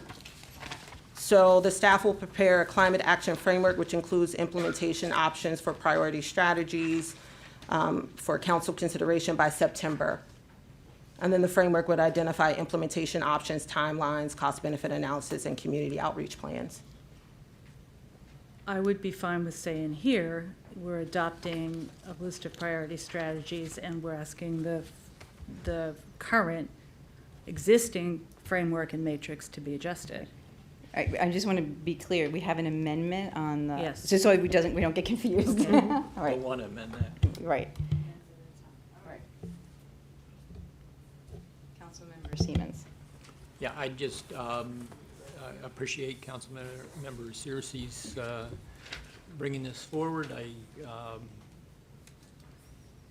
I think we've discussed it quite a bit. I agree with her that it is a nice change. I don't see any problems with it, so I would support that. Councilman Kostick. Thank you. I appreciate the concern about labeling it a framework, and that this was a concern I had earlier on in the process, because I was a little confused about some of the terms that we were using, and I felt like the way that our initial resolution was worded, it seemed confusing to me what we were actually referring to when we discussed framework and called this a framework. I actually think in this resolution, it makes it a little bit clearer, and I'm a little concerned that if we change that here, that it actually confuses things more, because I think we refer numerous times in here to this being a framework, and I think we've discussed with the community the idea of this being a framework. So I'm hesitant to make that change here, simply because I think that it might actually sow more confusion rather than less. But I agree in terms of what I think we want to be moving forward with, in terms of having some of the more detailed analysis and having some more information from staff and considering exactly how we're going to implement these things moving forward. Yeah, I'll just jump in. Is that okay? You're in charge. Oh, it doesn't feel like that very often, but I'll just say I think the term developing implementation options concerns me, because we have, I mean, regardless of the word framework, to me this is a step back from what we're actually looking at doing in this resolution. And I think I'm probably with Councilman DeBala and others where I would actually like to see this strengthened. For me, adding the words developing implementation options and some of the other language in the later resolve clauses that will be suggested takes us a step back. I think we've looked at this for a year and a half. We have the Cadmus report. The staff has provided us not just with a list of options. I think that actually minimizes the work that has been done to date regarding the strategies that have been put forward, looking at co-benefits, looking at what other cities and areas have done, the work that has gone into this. So I'm not wedded to the word framework, but I don't support talking about developing developing implementation options, because for me that takes us a step back. Councilmember Kovar. Yeah, my concern is that I think this does say that the staff would have to look at everything and give that all to us. And like I said before, I think this has to be a slowly developing iterative process where, you know, potentially an early step is doing the home energy survey. We can decide. We haven't decided that yet. But I think we shouldn't ask the staff to look at everything all at once. We have the list of things under consideration. Whether that should be a framework or not, I don't know. But and then we go gradually forward. So I think in this format, I would be opposed to this. All those in favor of the amendment on the table, please say aye. Aye. Oh, raise your hand, sorry. Sorry. Raise your hands if you're in favor of the amendment, so I can count. 1, 2, 3. All those opposed, raise your hand. 1, 2, 3, 4. All right, the amendment doesn't pass. Next up, we're still in the same whereas clause, therefore clause, excuse me, resolve clause. And I think Councilman DeBala, do you want to move this one forward? In keeping with the request of many residents, both individually and through petition, to take a step further than we have in the past and say that we would continue to do our work to achieve net zero greenhouse gas emissions by 2035, not to simply move towards it. And then there are a couple of other word clarifications in the second part of this. Putting the council in front of consideration and incorporating in front of other appropriate actions. But the big enchilada here is the proposed rephrasing of the city goal. Okay, do I have a second for that? Councilman Costick, second. I have a question. Okay, yeah. So what happens if we don't reach the goal by 2035? I think, I've been hesitant to do this, and last Thursday night, our county executive spoke to that very point to a group of climate motivated. Now, granted, it was a preach in the choir, Right. but what he said really had an impact on me, which was that if we don't reach for the goal, if we don't set the goal out there, then we're never going to get there, and we have to get there as a planet. I don't think he used the word planet, but Actually, Councilman DeBala, could you explain what getting to net zero greenhouse gas emissions mean? Because I've had a lot of residents who are confused by that and what that actually means we're talking about achieving. Are you okay? Are you, sorry, I put you on the spot. well, net zero is just that. Right. And so it's lowering your emissions and raising your contributions. So it's a net. So this, either whether it's achieving net zero or whether it's toward net zero, that allows for a lot of the things other folks, many residents have been talking about, Right. about the impact of trees and the urban forest, the impact of some of the other measures that we've been talking about that are not strictly about emissions only. And to meet net zero, we can also do offsets. So So speaking of Delta Airlines. Right. Somebody mentioned. Yeah. So one could buy offsets. Many of us do essentially already through our offsets of our personal travel. So as a city, one could do that. My hope would be that we would be in conjunction with the county and DC and other jurisdictions in the area by the time we get to 2035, and we'd all be in this together. And so what are the costs of the offsets?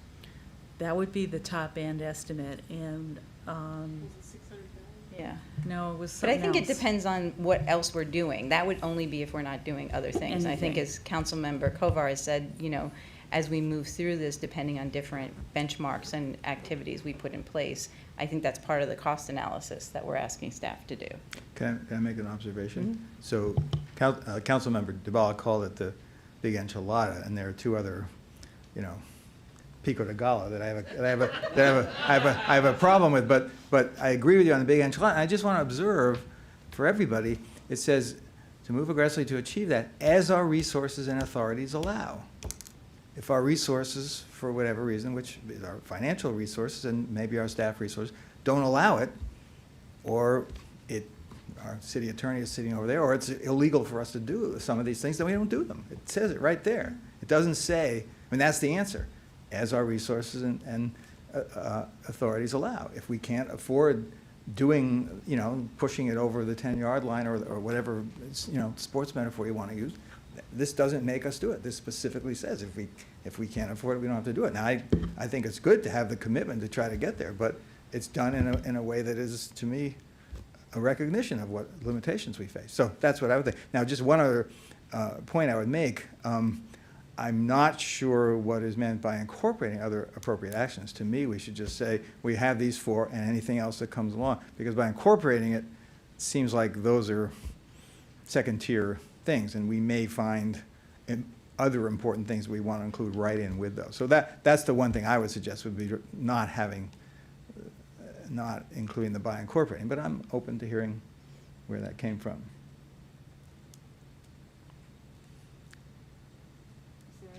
Are there other comments on the main event here?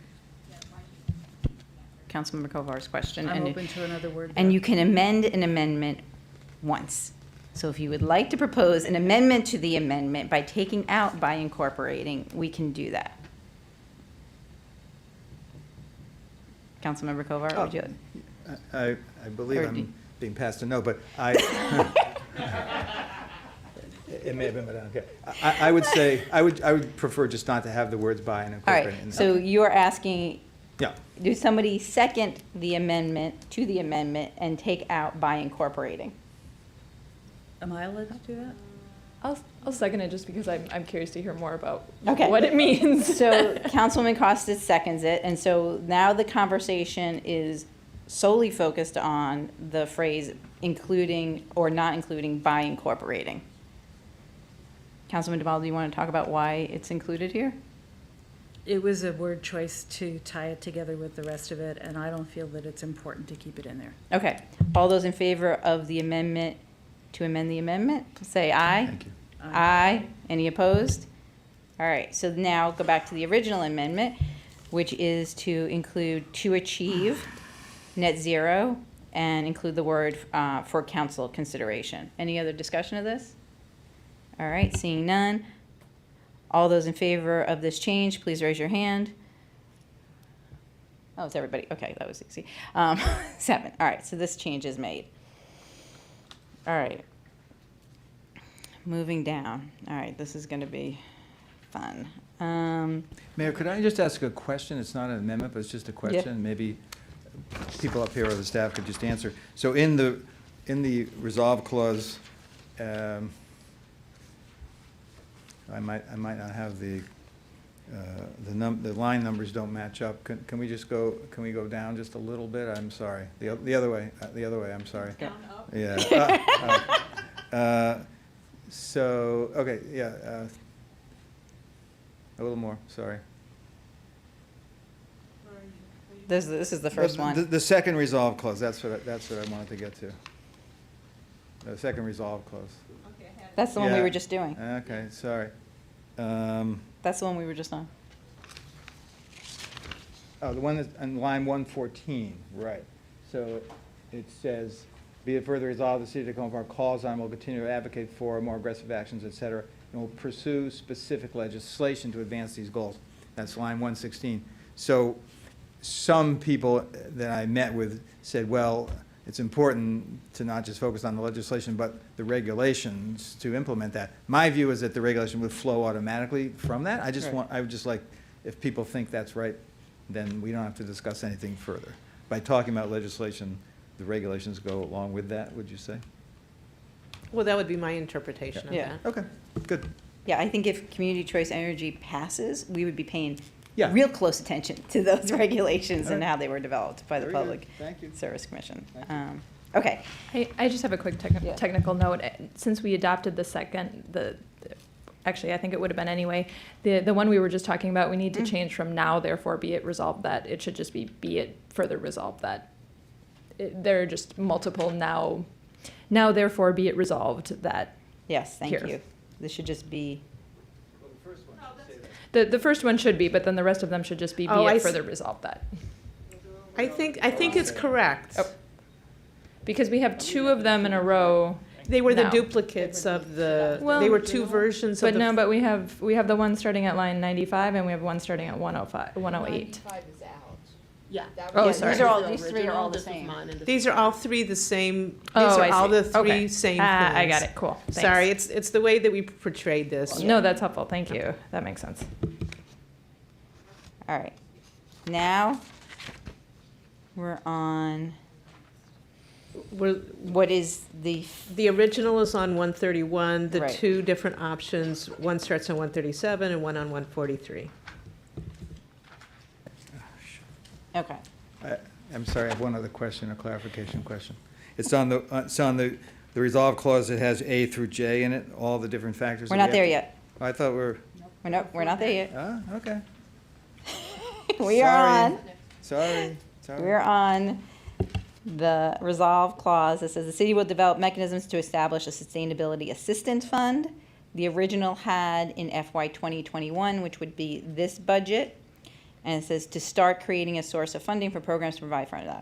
All right, Councilman Searcy, would you like to move the amendment to change the date? Can I ask a question first, or I have to move it first? No, you can ask a question. Okay.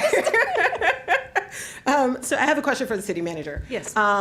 So one of the reasons why I pushed this out was out of concern for, level of effort, given that we are about to start the 2021 budget. We are already in the midst of 2021 budget formulation probably, and kind of putting things together. Absolutely. So that was one of the reasons why I proposed FY 2022 to allow staff a buffer year to kind of figure out all of the appropriate budgetary mechanisms for establishing the fund. I guess my question to you is, would that be helpful, given that you all are in the midst of the 2021 budget? I don't think it matters. I think the question is how much money I put into it.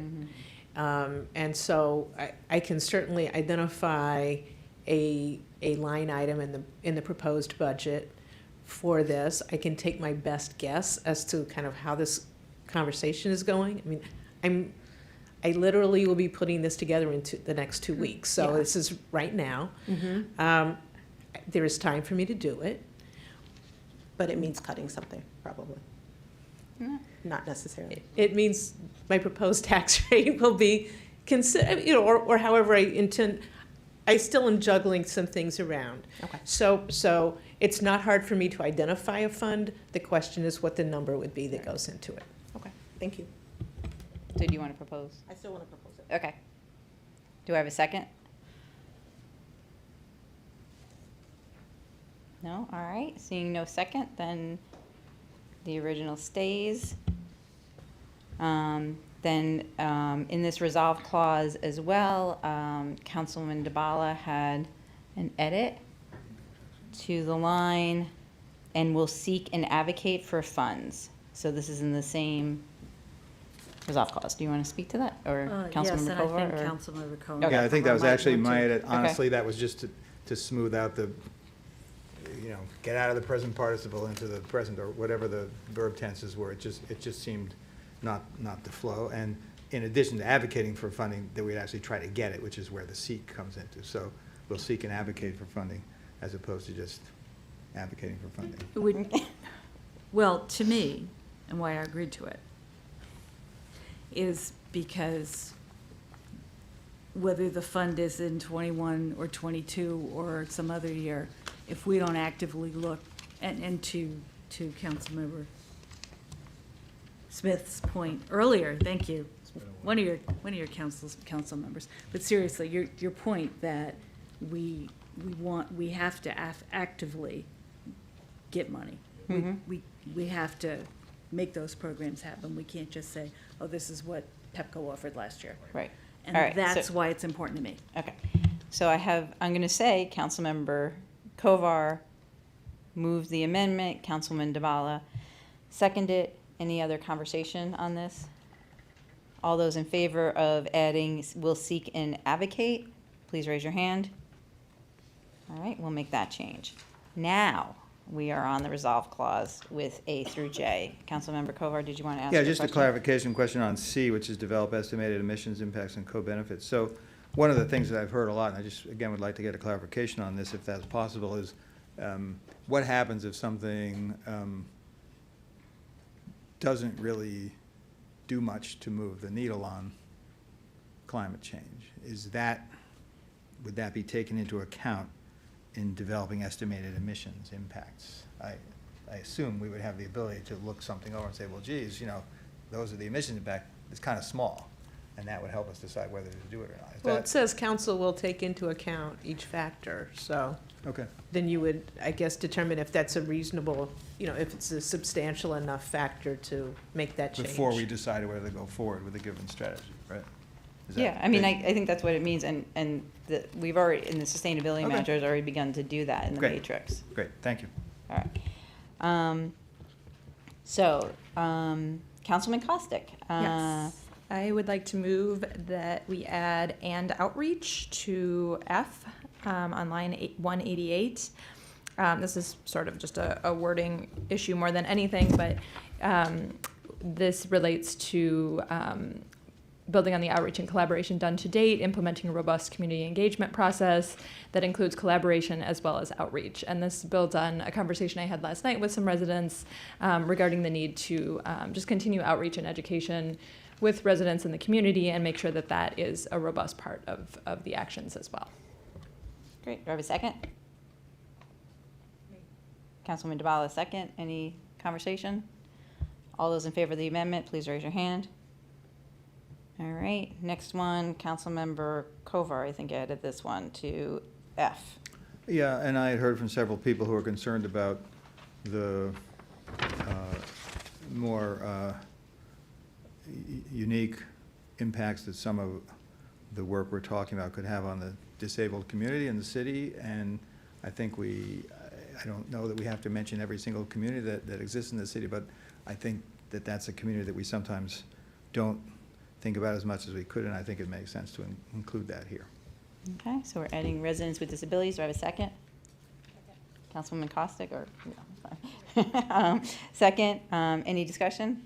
All those in favor, please raise your hand. All right. Moving on. If you're following along at home, this is originally the 7th resolve clause. We have 2 suggestions for this one. I think the first one up is Councilwoman Searcy. Do you want to? Sure. So for this resolve clause, I didn't know what short-term proposed actions were. So so in my mind, I was thinking, well, by September, given the timing that we're talking about, it might make sense to have them, and this goes back to the framework conversation, but basically update the matrix, for lack of better words, by September.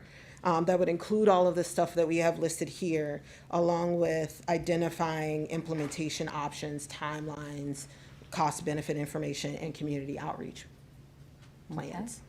And that could maybe be feasible by September. Okay. Do I have a second for that? I'm sorry, there's multiple sections here. Is it just the first phrase that we're talking about? No, she's moving the whole paragraph. Okay, I'm looking at the wrong version, sorry. This one here? Yeah.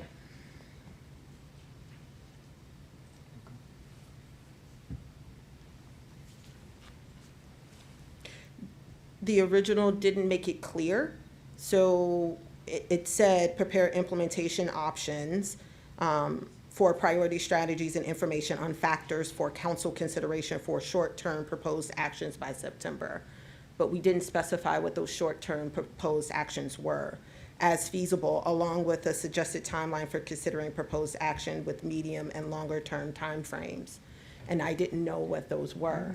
So then my question became, okay, well then are we really just asking them to give us, we need something to tell us what the short-term, the medium and long-term are, and also identify implementation options. And I don't want to jump the gun, but it seems like Councilmember DeBala was proposing something that would also kind of clarify. But what I was proposing is to at least have a document, whether you want to call it a framework or not, submitted by staff to council that would identify timelines, what are the implementation options, what are the short-term, medium, long-term, some of the cost information as well as what the community outreach would be. And that it would be feasible to have something like that by September. It wouldn't be comprehensive in terms of knowing to the nickel how much something would cost, but you would at least have about 6 months to have some focus groups to talk to business owners, for example, to say, yes, we could do X, Y, Z in terms of, you know, improvements of energy efficiency. We estimate it would cost a business X, Y, Z amount of money, and we think we could do this by 2022. So it's basically giving staff about 6 months to kind of come up with something that would at least enable the council to say, okay, that makes sense, go forth and prosper. Okay. I know you haven't got a second yet, but can I just say something? So there's a related, as Councilmember Susie said, there's a related amendment that I was suggesting, which was getting at some of the same stuff, not all of it, but getting at the notion that the short-term proposed activities, not everything, but the short-term ones at least, we would get by September with all that whole long list of factors.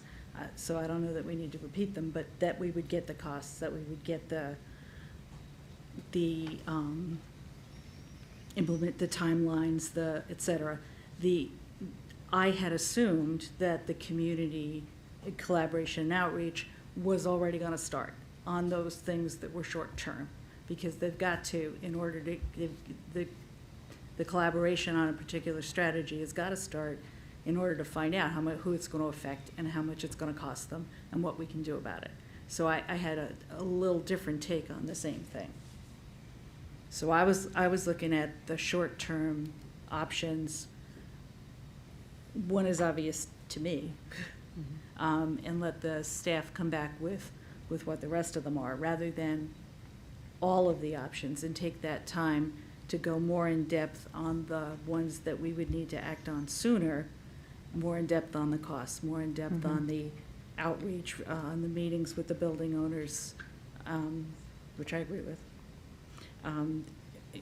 et cetera, rather than have all of it come back by September, and then we're still having to look at what's the next step on the shorter term actions, because I think we need to move ahead on some of the shorter term stuff sooner rather than later. So that's jumping ahead to my amendment, but I think it relates. So Councilmember DeBala, I guess my question is, from your perspective, what are the short-term things that we have on the list? Because I remember initially it was tighter, right? Because initially we were only talking about buildings, but now we've expanded things quite a bit.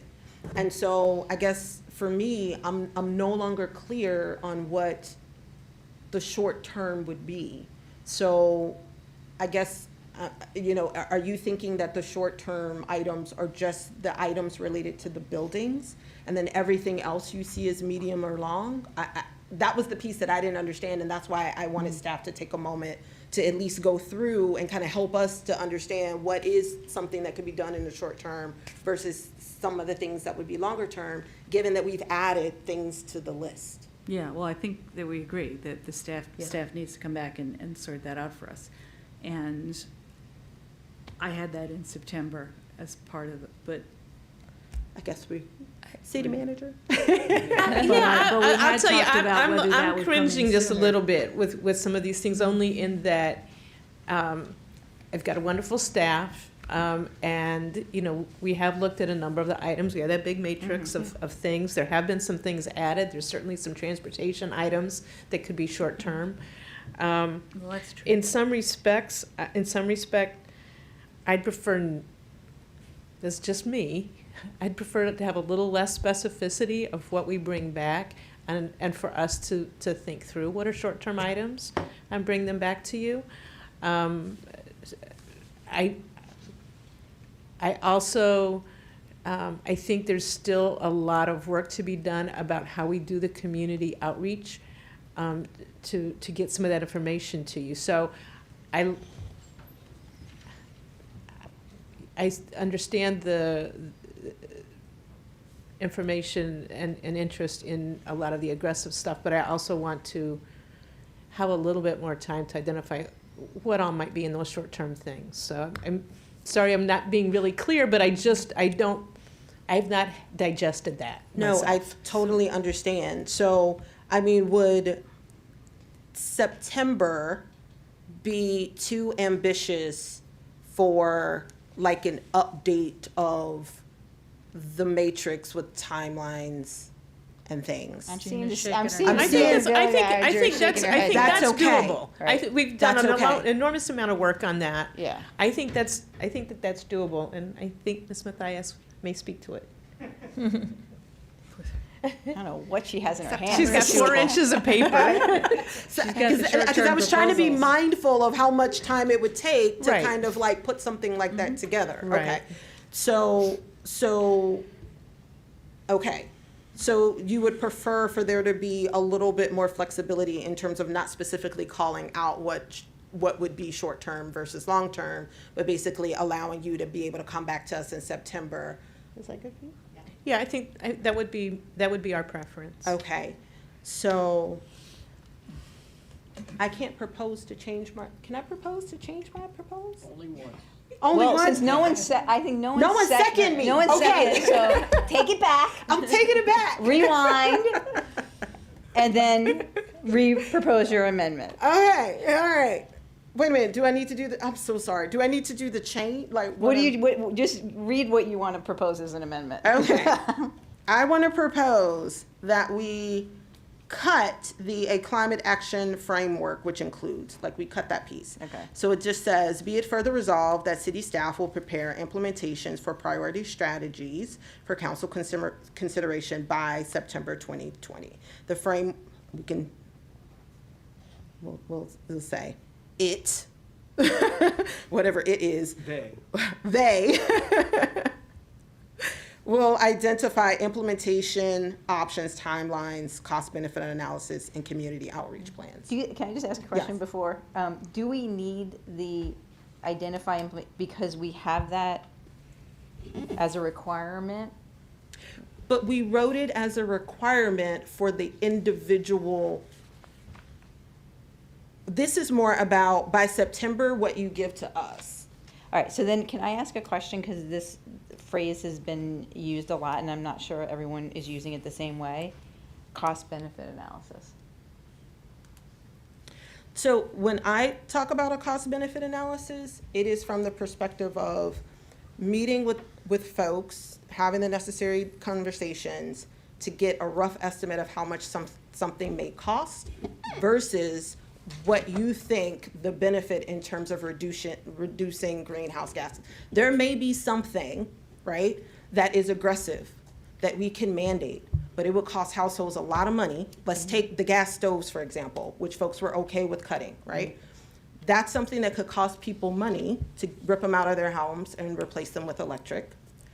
But the actual impact that gas stoves has on our overall emissions is relatively low. And that's why folks were okay with us saying, okay, we don't have to do that part, because relatively speaking, we're talking more about how you heat your home, less about how you cook your food. So if people are really upset about the stoves, we can get rid of the stoves and we can just focus on that. That's a cost benefit. No, I understand that. Yeah. But the word I want to make sure is underlined here is rough estimates. Yeah.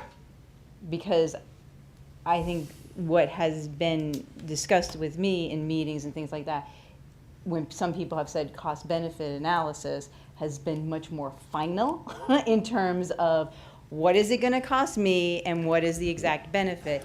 And in all of these things, we will have probably by September rough estimates. And all of these analyses are always rough. Right. Well, they're always rough. Like someone's well, doing I some know math. that, but our sustainability manager said something as a rough estimate and has been misquoted on it for the last month. And so I would just say, again, no one has seconded that, but I might offer a friendly amendment. Just a couple of thoughts on it. To me, if I'm reading it correctly, and I know it's hard sometimes to gather it, so Councilmember Searcy can correct me if I'm misunderstanding it, but it looks like this is saying we want staff to prepare implementation options for all the priority strategies as opposed to just those that could maybe be done on a short-term basis. And so if that's what it's saying, I don't agree with that, because I think it's one thing to say let's get together some information on the short-term steps we could take and get that together to us by 2020. But I don't think we want them to be spending time between now and 2020 on items that we're not sure we're going to do that are maybe 10 or 15 years down the road. It's going to be hard enough just to do it on whatever the short-term things are. The second thing I would say is the framework will identify not just those 3 or 4 things there, but A through J that we had in the previous. That already goes without saying, right? We've said in considering any of the options, the staff and the council have to consider that long list of things going from A through J. I'm not sure why we would mention 3 of them or versions of 3 of them here and not the others. They have to do it, right? So I'm just not, I'm not seeing this one. Okay, well, let's, all right. Can I So, make? I'll second it just so that I can okay, make my second, comment. all right, so now it's on the table, it's second, all right. Thank you. don't know what short-term items are. So Well, we took out the word short-term, so Right, that was, so that's the that's problem, not, that's yeah. missing from the paragraph. That's actually my comment. Okay. Don't take it away from me. No, that's my comment, is that I feel like it's important to have the information regarding the short-term, asking for staff to come back with these short-term items for us to consider the more in-depth implementation side of things. But I think what we're discussing here, which I think makes a lot of sense, is the update, which I think is sort of potentially a separate resolved clause, an update to the matrix, a little additional information on the overall framework that we're discussing tonight. So I would be interested in seeing both of those things happen. Does that make sense to people? So in. Like, I would be interested in maintaining more or less, / considering Councilmember DeBala's edits to the existing resolved clause here, but basically creating a new resolved clause that gets at what Councilmember Searcy is talking about in terms of having an updated information in terms of sort of where we are after community conversations in terms of the other bits So of we this. might play with the clause line 248 on to do that. I don't care what order they're in, but that talks about with it. regard to the update. Yeah. If you mean update it as opposed to defining short, medium, and long term, which also could be in there. All right, I'm sorry. Yeah. I'm just, I'm. One thing at a time. Yeah. So are you, all right, so we have, the amendment we have on the table right now is, be it further resolved that city staff will prepare implementation options for priority strategies for council consideration by September 20th. They will identify implementation options, timelines, cost-benefit analysis, and community outreach plans. And we have a second by Councilman Costick. Now, are you And I guess offering an what I'm amendment saying to is, that? I guess what I'm saying is that I don't support, although I did second it, I do not support that change to this clause. Got it. But I All right. would be open to the concept of that change somewhere else. Sorry, stop there. All right, and put a pin in the other thing, and we'll come back to that one. All right.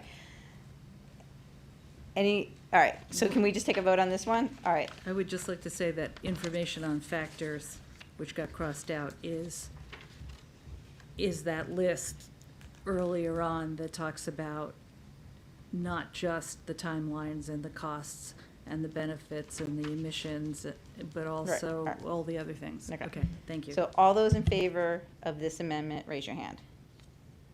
I'm in favor. All right, 1, all right. All those opposed? 6, okay. Councilman Costick, sorry. Okay, now I'm responsible for proposing what I'm proposing. I don't really know what I'm proposing, but I was saying that I understand the concept that we want, and I would like to see an update, I guess, on the overall progress on all of the strategies identified here, all of the framework items, so that we have that information in the fall. So maybe it could be adding to that existing resolved clause, sorry, I'm thinking offhand here.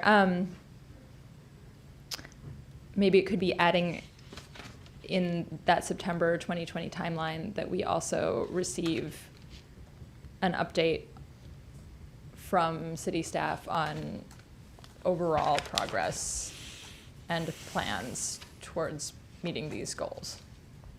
But isn't Can that? I make an amendment? And maybe that is For an somewhere else in amendment? here. No, I'm just saying, if we're asking, I'm just, it's a question, like, if we saying, be it further resolved that city staff will prepare implementation options for priority strategies and information on factors. The factors, if you go back, have to do with public collaboration, that whole A through J. Yeah, absolutely, absolutely. Yeah, For I'm, council consideration for short-term proposed actions by September 20, along with suggested timetable for considering proposed actions with medium and long. I feel like it's covered. yeah, I mean, maybe it is. I'm looking down at 248. Can I When- suggest? Oh.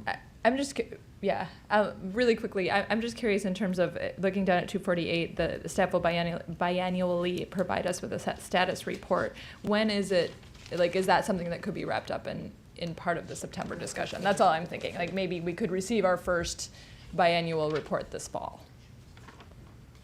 But that's what we're saying, because we're gonna get options for the short term. Yeah, I guess my understanding of what Councilmember Searcy was saying, and I understand the point, is that it sounds a little bit right now like we're going to receive information only about the short-term proposed actions in September, rather than the overall big picture. But it says along with suggested timetable. Okay, all right, yeah. No, for no, I'm just like, considering- I'm that's just trying to figure out, yeah. like, and it says along with suggested timetable for, Considering the actions yeah. for the medium and long. Yeah, I guess So that is that's in the not- other, So yeah, I it's didn't, just the not the same. suggested timetable.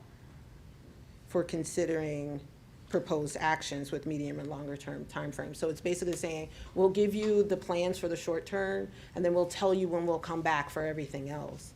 And so Maybe my just big thing is, I just wasn't sure what, given that we've expanded the list, what would be short term? And so if staff come back and they consider certain things short term that we didn't agree to, then, I mean, do we just send them back? Like, I'm just trying to make sure I understand. Well, wait. What if we say, I'm just getting back to Councilwoman Caustic's suggested timetable and updates? yeah, I was actually just thinking that. I would be okay with that. I All right, just go ahead. want to Sorry. say, we really have to be careful about asking the staff to do all these things. We'll be lucky to get the short-term things that Councilmember DeBois is saying, such as in her next proposed amendment on this. And I mean, I don't think we should ask them to redo the matrix by a certain time that we want it by, because we said, in fact, when we talked about the whereas clause in a previous meeting here, that's a staff document. They'll update it when they're ready. I don't think we have to tell them to update it. They'll update it when they're ready. If we really want them to come up with short-term short-term ideas by September, I'm just nervous about asking them to do all these other things, and that's partly just taking into account what the city manager just said. I guess I saw updates as just sort of like, Contextualizing. right. So it's not just saying, here's a timetable for all these other things, but here's sort of. That was what I was thinking, was Yeah. like contextualizing where these short-term proposed strategies or actions fit in with the other strategies. Medium and long-term stuff. So it's not asking for a whole lot, I guess. So I guess, I don't know, I guess I propose that you second it. Sure. It's adding with suggested timetable and updates. All those in favor, raise your hand. We got 4, those opposed.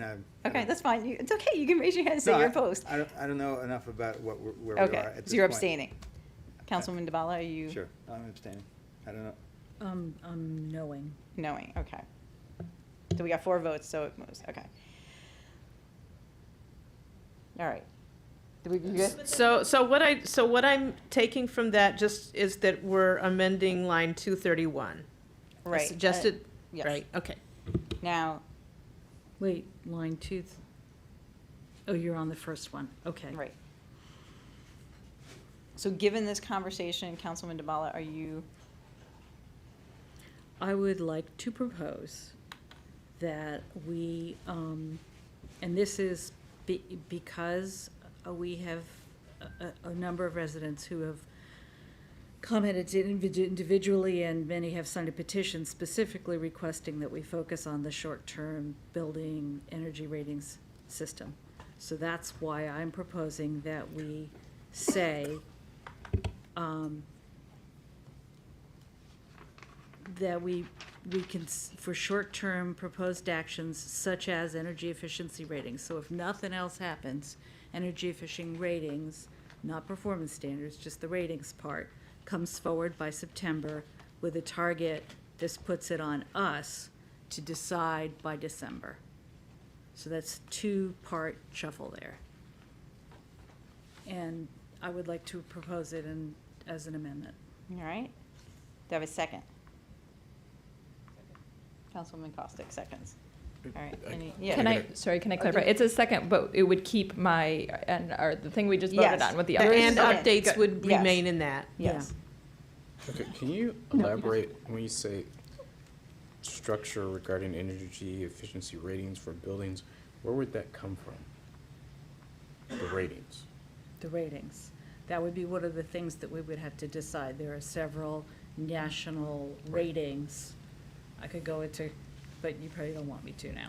Yeah, there are several different ways that other communities already do it, and we would have to see which one fits us best for the smaller buildings, for the middle buildings, and county is already using something for the bigger buildings, so Right. we'd have to Was see it how. 25,000 square feet? Right now it's 50. 50. The proposal is to 20. make it 25 at the Right. county, and then the thought is, what do we do between, my thought is, what do we do between 10 and 25,000? So And how does the county system work? Do the building owners have to report? They report annually, using this Energy Star portfolio, which is an online tool. And anybody can search it? Can anybody, I don't know the answer to that question. Can anybody search it? No, I tried. I tried. You have to have a login, but they have a website. Then you can kind of see some of the requirements and stuff. But when you try to actually access the data, you have to have some weird login. And So do you only know- the owner of the property can access it, is that? I don't The owner know, and the but county, it's a site that presumably. you can, Gina provided us with a link to it where you can go Yeah. in and you can kind of poke around. But to actually access more like the actual data behind, you need a login. I couldn't figure out how to get one. So if Okay. you wanted to check on a particular multifamily building, Right. oh, and that's fair, it's proprietary information in some way. But also, if you're gonna be a Hmm. tenant in that building, wouldn't you wanna know? Yeah, that's a really good question, and how that would work here as opposed to countywide. Right. That's another great question. The other piece to think about for September is as you go smaller and smaller, and you don't have an on-site building manager, you don't have any building manager, we have some landlords that literally have their utility bills in a shoebox. So how do you work through that? At some point, it becomes, well, that's what we have to sort through, and that's And- why we have to go talk to them. And your proposal is for the city to maintain a website? Or a part of our website that has this information? I don't know that I got as far as whether we had a Yeah. website or not. Yeah, I don't think we know the answer to that yet. okay, all right. Could I ask a clarifying question too? So, Did we have a second? I feel like there's at least 3 or 4 Oh, did people I- in did I the go in- audience did that I- know No, way no, more I about just- this I than couldn't I do. remember. Did I go in the wrong order? No, I just couldn't remember if we had a second to the amendment. We did. Okay. So this is for Councilmember DeBala. When you say, so it says with a target by December 2020, that doesn't mean we absolutely must or something will happen. That's our target to have by 2020. We'll talk about that in a minute. But what does having in place a policy and structure about these ratings mean? Does that mean that we will decide by then you must do this? Or will we just decide by then, here's the rating we like that one of the nationally recognized ones and not the others? Or would we actually try to have a policy that would include how you're gonna pay for it if you don't have the money? So what are we saying what does a policy and structure mean? That's what I'm trying to tease out. Well, to me, it means for the different types of buildings, whether we have a requirement or not, because for some buildings you might have it and some buildings you might not, depending on who lives in them and how much of a burden it is and how it plays out through rent stabilization, et cetera, et cetera. And then questions about when that starts would be part of what we would decide. Does that start January 2021? Probably not. But that Does would it include start- a start date Well, being it- decided by then, even if it was 6 months later. That would be what I would think, but I think we'd have to see what staff would come back with.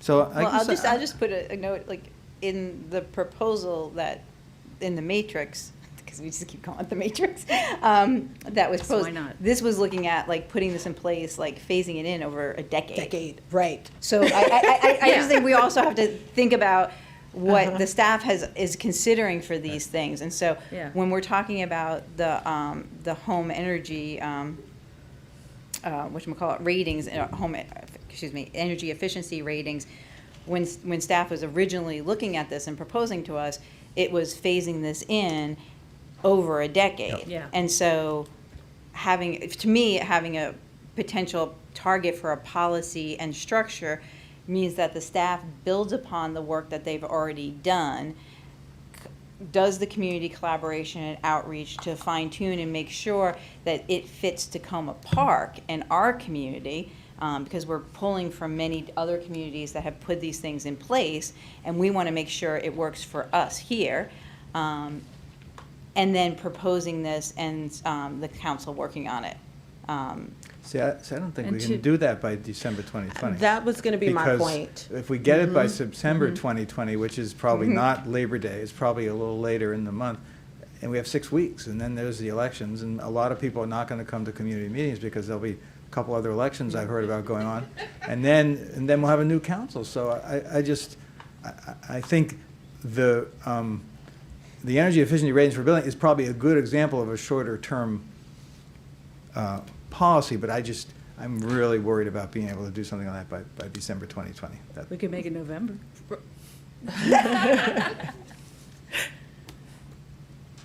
Yeah, that was one of my primary concerns as well.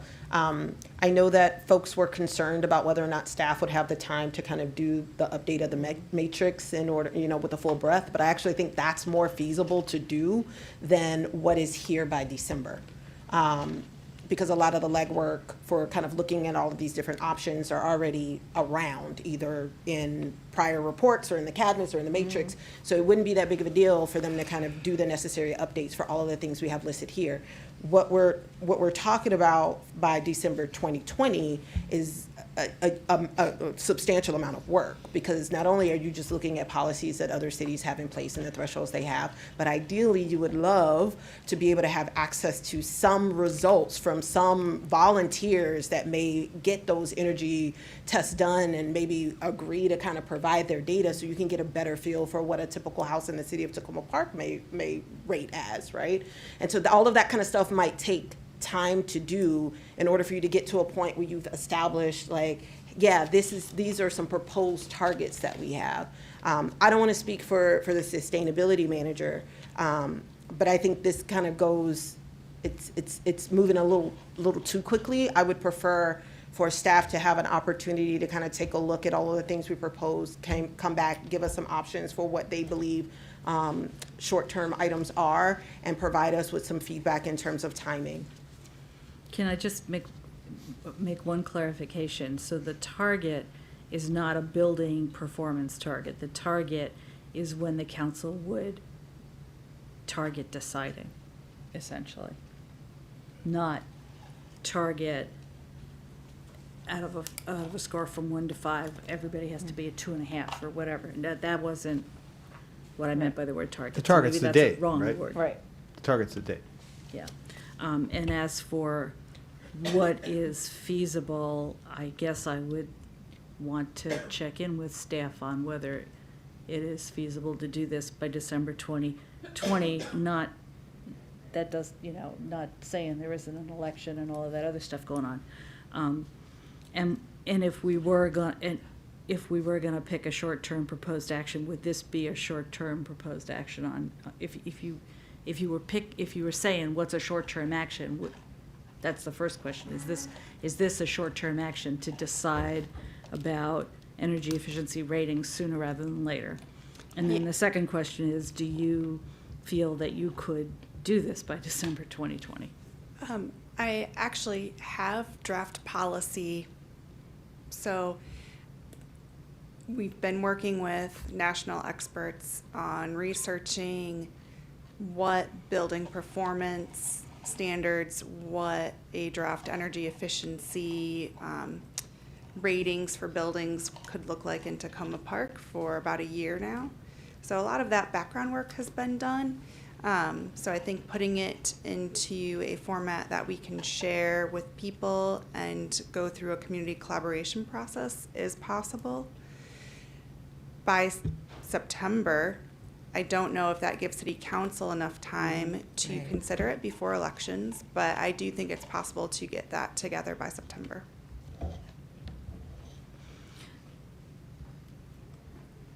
One reason I think energy efficiency ratings for buildings is a short-term action for us is because now that it's out there, now that we've talked about it and discussed it, there's a lot of limbo. And the sooner that we can be clear about, oh no, it's not buildings of 1,000 square feet, it's buildings of 10,000 square feet or whatever, the sooner that we are able to be more clear about what buildings we need to be collecting data on and which buildings we're going to say too small to worry about or too expensive to worry about. The sooner we do that, I think the better all property owners, and we are. So that's why I think this is important to do sooner rather than later. That said, I'm not attached personally that much to the date of December 2020. And I just want to make sure that you are going to come up with ideas on how to analyze this data. That's this next step, That's the next step. right? Like, first we collect it. We'll use technical experts to help us analyze the benchmarking and building performance data to help us establish the standards. Okay. Yeah, so that's the other thing, is if we don't have the data, then we can't take the next step. Right. Yeah, that's But what I just I'm, want to make sure there's just not a bunch of data. no, the whole point is you could pull a building rating off the shelf now, and it would be great for fill in the blank city that it came from. Wouldn't necessarily work for us. Can I offer a friendly amendment to the amendment? With a target of council considering a proposed policy and structure regarding energy efficient rating for buildings by 2020. Sure. So that's not saying we're gonna pass it, it also puts the onus on us as a council. Which is what I meant. Yeah, and not on the staff. So you said with a target of council consideration? Yeah, council considering a proposed policy and structure regarding energy efficiency ratings for buildings by December 2020. I also think this is an area, and maybe the area, where there are a lot of resident experts in the community that, depending on how you want to structure it, we could talk about bringing some of those folks in to help. This is the place where I feel like people have talked to me the most, like, Yeah. about. All right, so I put an amendment to the amendment on the table. Does anyone want to second that? Second. Councilman Costick seconded. Any discussion of the amendment to the amendment? You don't like- I'm just sticking with my view that December 2020, there is going to be so many unprecedented things happening in our world, in our lives, in our country this fall, that we can put it in here, but I just don't think it'll happen. I just do not think we'll be able I to think do we it. put, a council consideration could mean as a work session, to look at the policy before, as we said before, it's a check-in with where we are. And it's a target. I feel like by not having something specific here, like, Well, I would say- consideration could even include a work session to talk yeah, about it. in my mind. I mean, for me, That's it's like fine. having something in here so that, as Councilman Kovar, I agree with you. I don't know what's gonna happen this fall. I mean, honestly, I don't even know what's gonna happen in the next month. And how much we're, knock on whatever, getting through the budget this year with everything. But I would say putting it as a target also keeps it front and center for us. Yeah, Okay. I guess So that it's a was- target considering something. That's fine. So, That's fine. And all right, so everyone in favor of the amendment to the amendment, and then we'll deal with the amendment. Raise your hand. All right, 6. Are you opposed or abstaining? Opposed. Okay. Now the overall amendment. So can I just read the overall amendment? Yes. you lost me. Be it further resolved that city staff will prepare implementation options for priority strategies and information on factors for council consideration for short-term proposed actions such as energy efficiency ratings for buildings by September 2020, with a target of council considering a proposed policy and structure regarding energy efficiency ratings for buildings by December 2020 as feasible, along with a suggested timetable and updates for considering proposed actions with medium and longer-term timeframes. Yes. All right, all those in favor, raise your hand. 6, opposed? 1 opposed. All right. That was the hardest stuff, I promise, I think. The most confusing. We go now to the next resolve clause. And I'm going to kick it over to Councilmember Kovar to do this, and I don't know if you want to do it in chunks, because you have a couple of things here. Well, there's Where a- are we? There's that brief one on. Oh, did I miss something?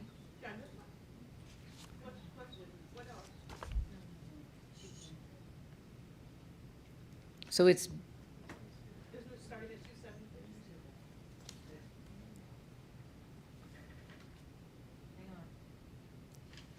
What did we miss?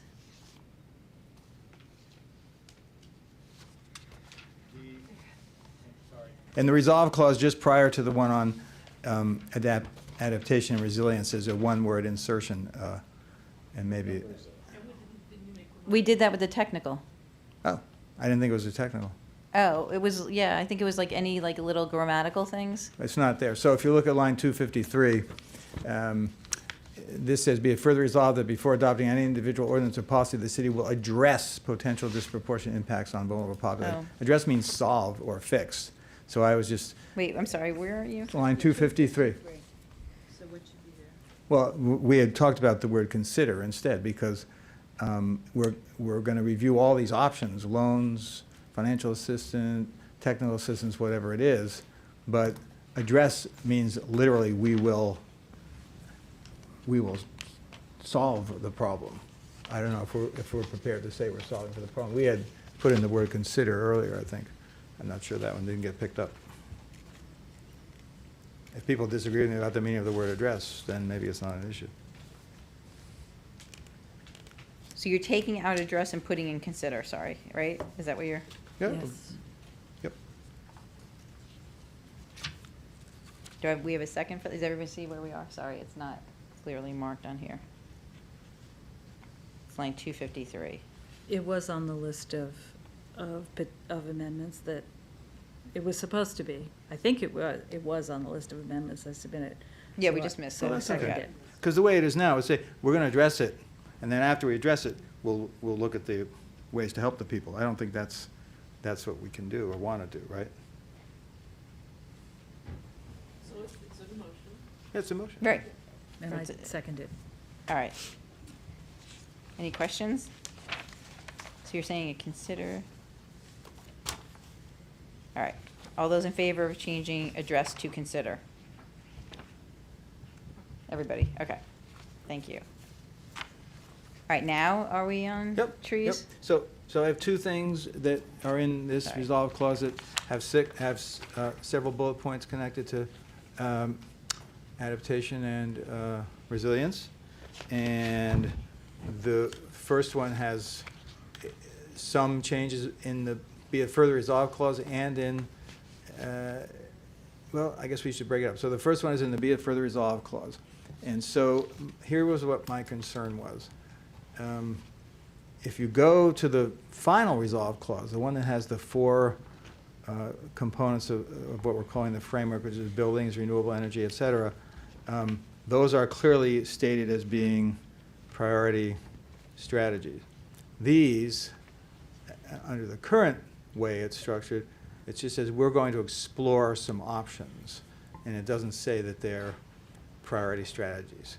Now, the complication is that a number of the things in this section we're already working on separately, not as part of this resolution. And examples of that would be the tree work that we're doing, the stormwater work we're doing, the public space management work that we're doing, et cetera. Others, and we even have emergency preparedness plans that we're working on. So what I wanted to do in the first part is just change it so that it was clear these are also priority strategies, or what we're calling priority local actions and strategies. So it says the city will continue to work on them and explore additional options for priority local actions and strategies. So that's just to elevate the components of this resolve clause so that they're more equal in stature to those that are in the final resolve clause. So I guess it's probably easiest to do that one as an amendment on its own. So that'll be lines 273 through 274, the insertions there. All right. Anyone have a second?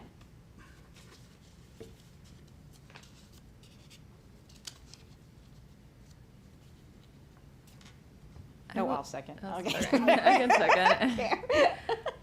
Any discussion? Yeah. I have a question. Yeah. I agree that we want to elevate these, and I like the idea of changing the wording from to add the continue to work on. With regard to calling them also priority strategies, I'm just curious if that has any impact on other aspects that we've identified in terms of adopting resolutions or adopting ordinances related to the other things here. Just because some of the things in this list I think are a little more difficult or less specific in terms of what we're specifically doing, like supporting community-led adaptation and mitigation efforts, those sorts of things that are a little less specific. So I'm just curious if there's any we could say impact priority of changing local it. actions or strategies, if that would make you Sure. minimize the concern, which I do Mhm. see of what you're saying. And then to the extent that there was any problem, like you mentioned, we wouldn't have it then because we could say or. Yes. All right, so we're changing in to or, and then Yeah. you're seconding. Yes. Okay. Yeah. Priority local actions or strategies. All right. All those in favor of that amendment, raise your hand. That's everybody. Okay, and then the next one, this is in the first bullet point, and it's concerning our work on trees. And so that's an example of something that the city will continue to work on and explore additional options for, which we said in the opening resolve, part of the resolve clause. And so the reason I did this was I thought that it understated or underemphasized a little bit the things that we've talked about. Sure, we have tree protection and plantings, but I think it goes, and I restored the word protection there, but healthy growth and mentioning the urban forest and the tree canopy, those are all things we're clearly working on with the efforts that we're undertaking. I think that the mayor may have mentioned that may even come up as soon as the May 18th meeting. But then I thought it was also good to clarify that this is in the context of the work that the city is doing to amend the tree ordinance and adopt that policy. So two things: make it a slightly stronger reference to what we're doing on trees, and then clarify that it's not just this random work that's expressed in the tree ordinance, it's actually something we're actively working on. And this gets back to what I talked about in my opening arguments, or my opening comments rather, about how portions of this resolution are connected to other work we're doing. So we don't have to say in here every single thing we're doing on trees, but we just want to call out where that connection is. So that's what I'm trying to get at with this. All right, do we have a second?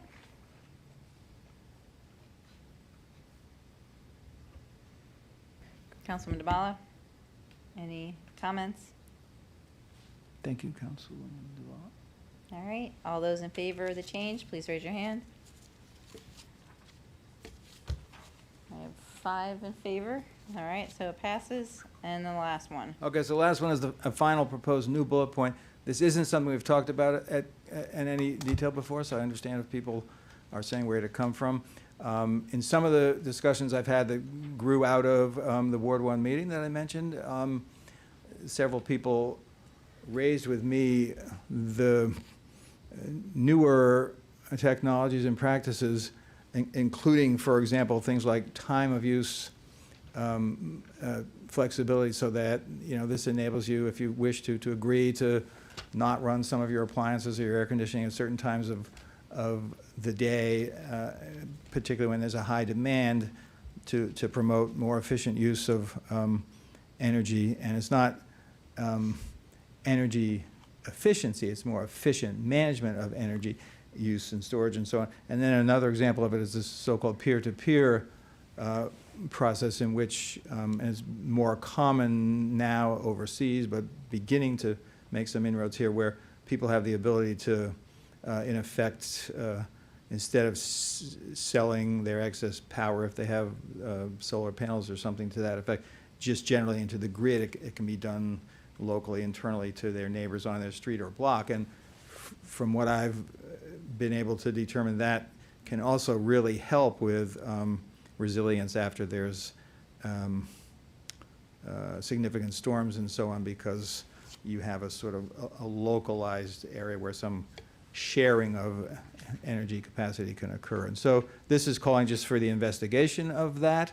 If it turns out that we investigated and it doesn't work well, or would be too expensive, and all the other caveats that we have that we're supposed to use in looking through all these options, we wouldn't have to do it. But I thought that it made sense to at least have this among the list of ideas that we could look at as a way of promoting adaptation and resilience. Do we have a second?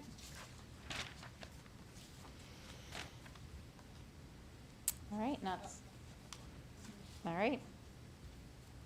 Any discussion? I have a quick question. So with regard to the technologies, this would also be, any consideration of this, I assume, would also be considered in the context of sort of the potential impact as well. Yeah. Like, if it's not something that's going to make a real impact on climate change, All then that's the not A something we're going to through- pursue. The A through G, or whatever we talked about, all those caveats that have to be taken into account on everything that's done in this resolution, which includes community outreach, it includes the impact, it includes the cost, it includes, taking into account all those factors. That would apply here too. And so, yes, if it turned out that it wasn't really anything that moved the needle very much, Yeah, we wouldn't have to do it. I guess for me, it just seems not, I don't know, it doesn't seem in the right place here, and I feel like we already cover that in A through J in some way, so, I don't know. I didn't really see the need to add it. Councilman DeBala? You stole my thunder. Oh, sorry. I was going to say, I feel like it's addressed elsewhere, and that when we talk about other strategies we can pursue, if we have enough time left over from the ones we know we want to pursue, that's a great time for people to bring up these kinds of things. I don't want to distract from what is already a pretty ambitious agenda. Great. All right, so all those in favor of this amendment, raise your hand. Anyone? All right, that one goes down. All right, next. Councilwoman DeBala, you have some changes here to the next. I'll do this. Line 299 and 300 and 301 are just some wording clarifications to make it consistent with what we at one point, I hope we still have, earlier on, have priority strategies and potential policy changes, so sort of echoing that language again. That's all. Yeah. And in fact, that picks up the language that appears in the first resolve clause, which sets all of this in motion. So that first resolve clause talks about both priority strategies and potential policy changes. And then here they are again, so we ought to use All right. the same. Councilman DeBala put an amendment. Councilmember Kovar second. Any discussion? All right, all those in favor of this amendment, raise your hand. That's everybody. Oh, did you raise your hand, Councilwoman Stevens? Yeah, okay, thanks. All right, buildings. Now we're on the meaty part. Oh, yes, okay. Councilwoman Searcy, you're on. Just when you thought you were asleep. Oh, let's get ready to rumble. All right. So one of the things that I did was take a look at a number of the other cities that folks are pointing us to, like Berkeley and some cities in Washington and the like. And nearly all of them focus more on not all single-family homeowners, but new construction and substantial renovations. I think that that is a more practical approach to getting the change that we seek. When we are talking about new construction, we can work with the county, we can rely on the county's resources to not only ensure that the buildings are meeting, the standards that we've put in place, but to also kind of report back to us. I am increasingly concerned about costs, the invasiveness of trying to get single-family homeowners to not only do the energy tests, develop the benchmark target, then follow up with them, and then ask them to continuously follow up with us as they're making changes to their property, and whether or not we as a city have the infrastructure in place to deal with that level of back and forth really concerns me.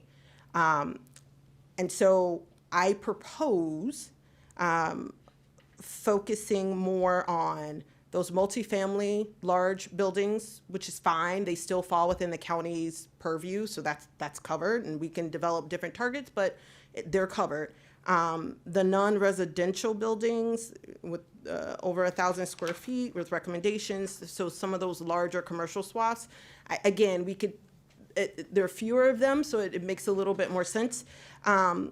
But the single-family homes and rental units, for me, just it's overly ambitious. And if we're trying to seek the change that we want, I think that we have other policies that are proposed throughout related to volunteer efforts. We can encourage residents to do the necessary volunteer work, but in terms of actually trying to focus on where we would require people to make certain changes, I think this group are the groups of buildings that we could effectively do that and monitor and maintain. Sure. Question. Where it says new construction, line 321, does that also include single-family homes? Right. Okay, so if someone wanted to go buy a lot or raise a home, build a new home, then they would fall. They would fall in. Okay, all right. Which is, so it doesn't require current single-family homeowners to retrofit their property to meet some of the standards that we might propose.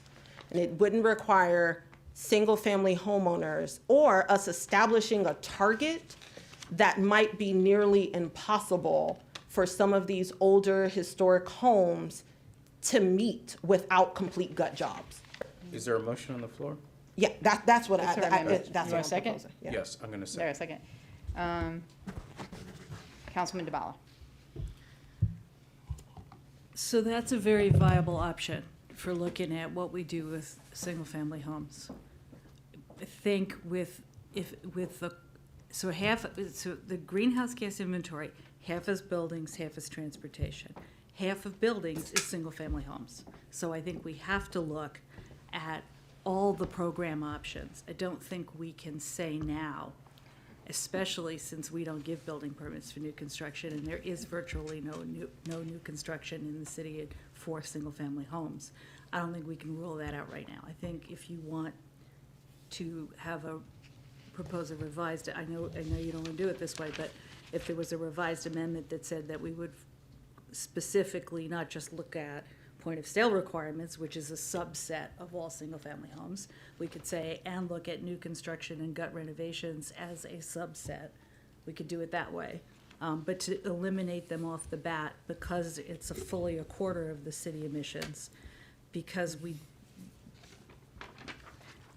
voluntary efforts have moved the needle somewhat through several hundred homes already doing an audit, but it hasn't moved much, as you know from looking at the numbers. To take that out right now doesn't make sense to me.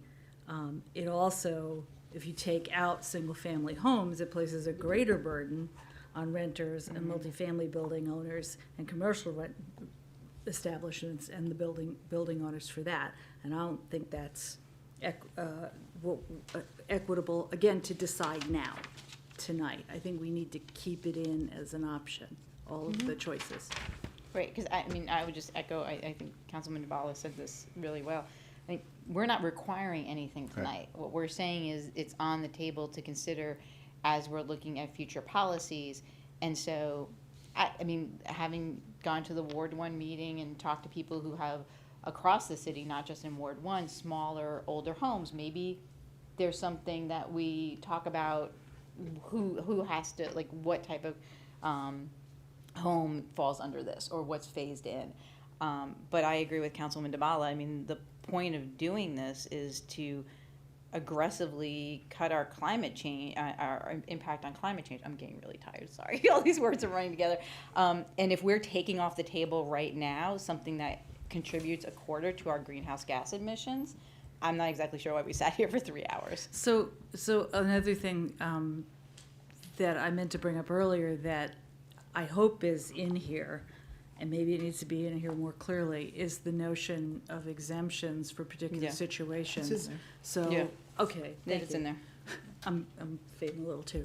So there are gonna be, in my view, it's just me, there are gonna be situations where you get a brick home and you can't, I mean, you just Right. can't do it. Even if you are the single biggest energy hog per square foot of single-family homes in Tacoma Park, it may physically not be possible.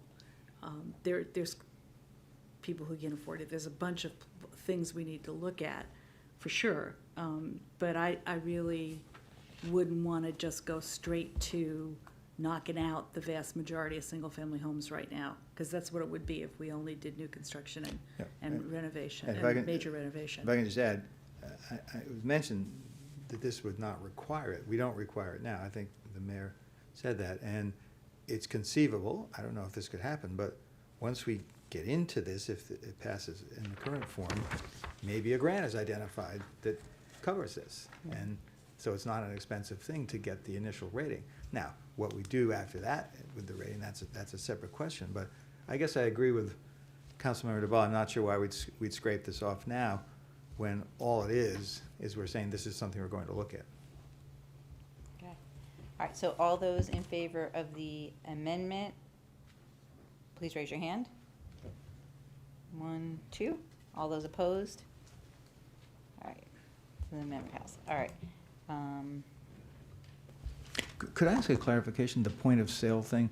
Councilmember DeBall and I talked about that a bit before, but I'm just trying to grapple between, does that mean that we disclose the information, or does that mean we require that they do something at the point of sale? Would you mind just, Or that's when they, no, sorry, go ahead, Councilman Ball. or if someone else can answer it, I don't mean to put you on the spot, I'm sorry about that. As it has been suggested, as it has been implemented in other places, point of sale, I'm not sure what the question was. The rating is part of the information at the point of sale. Did I Right. answer your question? Yeah, so, but they're not required to make improvements, they're just required to Right. show, Correct. this is the rating of my house that I'm. And that I'm as it is practiced in many Yeah, other places. okay, and that's what we're talking about. And Councilmember Searcy is correct that there are not a lot of places where all single-family homes are required to do an audit, that regardless of, you know, over time or tomorrow, over 5 years or over 10 years, whatever, but that is one option. All Okay, right, thanks. All right. Did- It went down, so we can move on. Oh, I was. No, that was just a clarifying Can I question. ask about okay, never mind. A clarifying, I was just, it's really getting late. it's getting late, never mind. All right, next was in, can we take A and C together? Are they basically the same thing, adding in over the next decade and in the next decade? Ratings? Yes. Yeah, I'm sorry. This is- Yeah, I'm sorry. mine is C, and it is just sort of echoing what A says. So, Okay. yeah, if you want to explain A, Councilmember Dabala, I think that goes along with C. It's basically implementing the same idea for both benchmarking as well as establishing standards. And you wanted to add within the decade? Yes, Okay. because that, again, adding some sense of time frame to these things, not doing benchmarking energy use of the buildings we decide to benchmark over the next 100 years. That doesn't do us any good. Okay. All right. So I'm gonna say you moved it, you seconded it. Anyone have any questions? All those in favor of adding an A over the next decade and an C in the next decade? All right. Councilwoman Searcy's, given how the original one went, do you wanna try again and see, or? Yeah. Okay. Let's go. All right. Got all night. Mm-hmm. Took my B12. Mm-hmm. This is line 363, is that? what Yeah. we're- Okay. So the first was about including all single-family homes in the benchmarking. The second is about including all single-family homes as part of, or considering them as part of establishing the minimum energy efficiency standards, the scores. And bringing the least efficient buildings up to the average using the nationally established tool. Okay. Anyone trying to have a second for that? So do we still want to include Right. all single-family homes as part of that discussion? It's the same it's the Mhm, same it's the same conversation. We conversation. don't have to have it again. Does somebody want to second that? All right, seeing no All right. second, we'll move on. Councilwoman Costick, you are up with transportation. I'll try to be fast. Exactly. All right, so for A, section A under transportation, this is mostly a rewording in a lot of ways, and actually as I reviewed it again, there's a slight grammatical error. The second it should be prioritized, not prioritizing.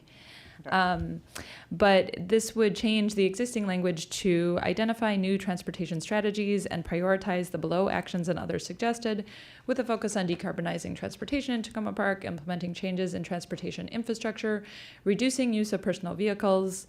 That change is based on some discussions I've had with regard to people being confused about what discouraging actually Right. means. I mean, I personally would like to discourage people from using their personal vehicles, but I agree. I think it's a little unclear. So changing that to reducing and encouraging alternative instead of other modes of transportation, as well as improved walkability and bikeability through a robust community discussion on policies and strategies and/or possible collaboration with an outside consultant.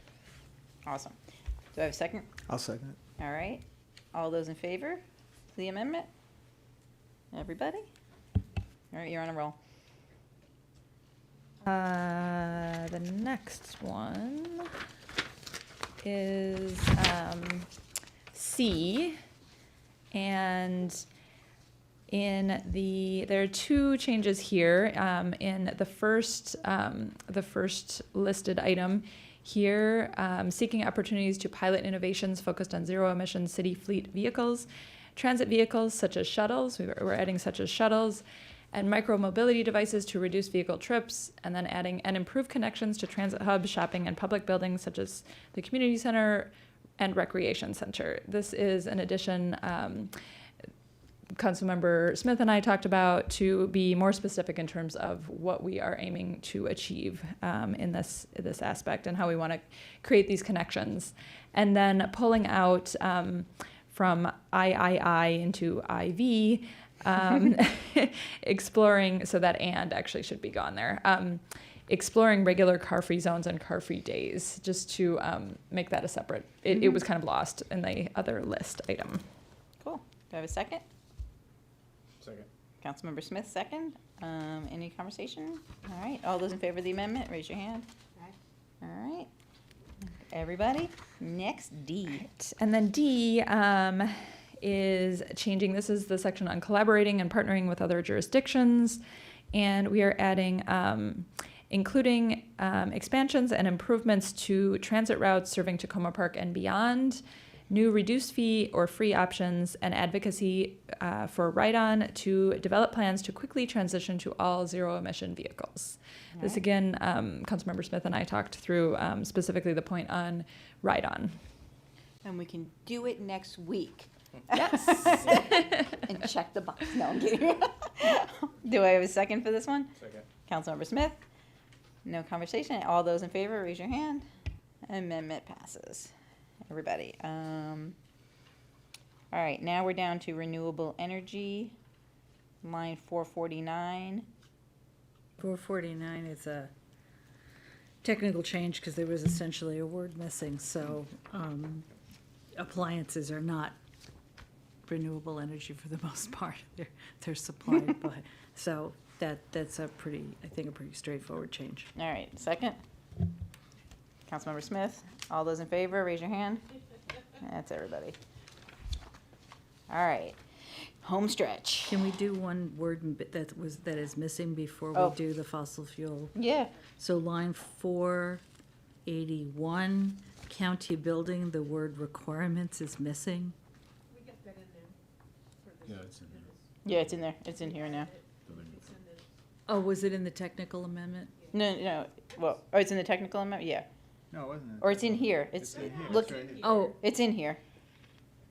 never mind. I was jumping ahead, but we can go in any order you want. No, this is where we are now. The section 4. Yeah, okay. I was skipping the two before it, but never mind. Right, so we're adding as feasible to line 475, and a resident pointed out adding and other compostables. And could I ask one other question too? This came up in a recent conversation. Maybe there's an easy answer to it. But so some people have pointed out, I mentioned this in one of our earlier discussions, that heavy use of burning wood in fireplaces is not that healthy for the surrounding area. And there was a concern expressed that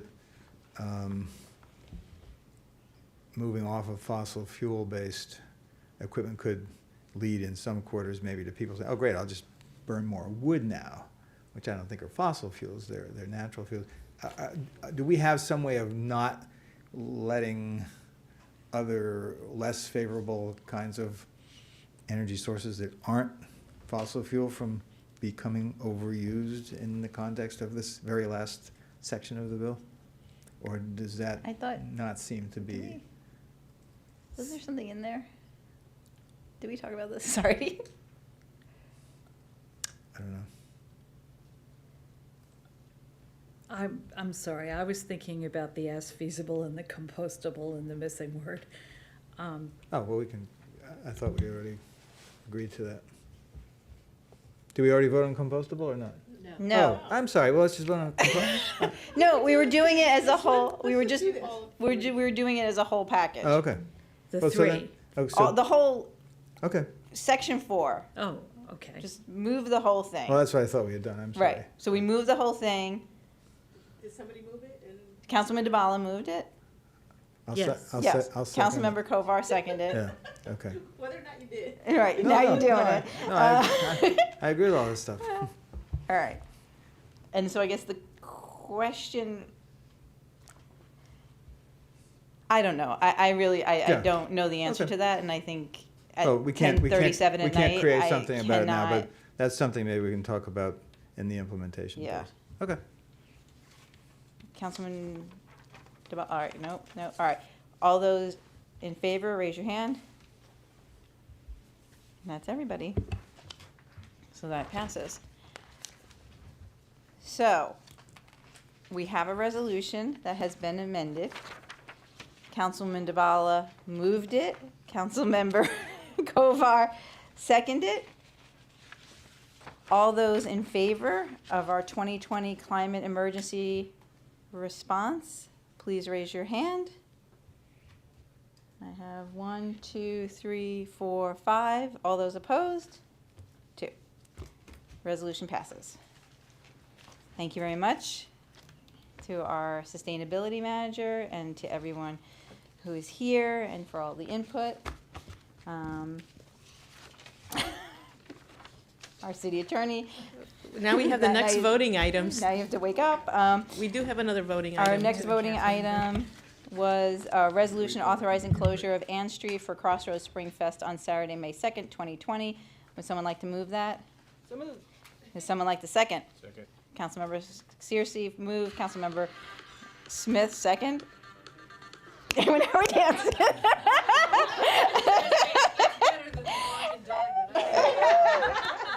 And because it is the Spring Fest that we're voting on, and it's 10:40 at night, we're dancing. All those in favor of the resolution authorizing closure of Ann Street for the Crossroads Spring Fest on Saturday, May 2nd, 2020, please raise your hand. Everybody. All right. Any other public comments tonight? There's no public No. No, we have one more public comment.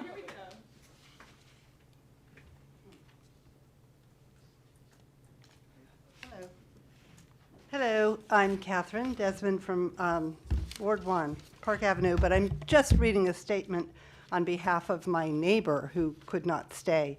So this is a statement from Jessica Landman, Park Avenue, Ward 1. I'm reading I, but the I in this letter obviously refers to Jessica. I served on the Stakeholders Advisory Group to the State Highway Administration's Junction Vision Study. This evening, I wanted to report back to you about the meeting the SHA had last week, in which they presented their preliminary findings to the Stakeholders Advisory Group, of which Jessica was a member, and the public, and requested one last round of feedback from the Stakeholders Advisory Group.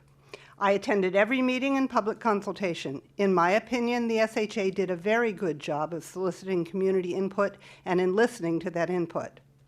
At last week's meeting, they presented us with a vision statement that was a composite derived from all of the work done by the SAG and other community members who participated in the public meetings, and I felt it really reflected that community gestalt. It described a vision of a welcoming, inclusive, historic, green, and creative junction that was safe, transit-friendly, and people-oriented. That's exactly the sort of input I heard at all of the public meetings. At this final meeting of the SAG, they gave us a chance to comment on a series of recommendations to make the junction meet the vision and to identify our priorities among their recommendations. My subgroup placed the highest priorities on elements aimed at enhancing safety and accessibility, traffic calming, and amenities for transit and bikes. The other subgroup had very similar recommendations, showing that consensus was pretty much across the board. And the SHA folks present made clear that consensus recommendations are the ones that they're inclined to find resources to support. As they said from the outset, they were looking for a vision of the intersection based on what exists today. They did not try to consider the pending junction development proposal, which is still in draft form, and has not been considered or approved by the county or even the city of Tacoma Park. That was never their charge, as they made clear from the beginning. As to whether the recommended changes would be compatible with the proposal, the community across the board wanted a safer and more accessible junction, and the SHA delivered recommendations consistent with attaining this vision, not a more efficient state highway or more vehicles. They were listening, and we heard. I know that the SHA plans to brief the City Council, Mayor, and City Manager soon as well. I look forward to that briefing, which must be a public one, which anyone can sit in on, so we can hear from them and hear what our city officials and staff may have to say. Thank you. Jessica Landman, Ward 1.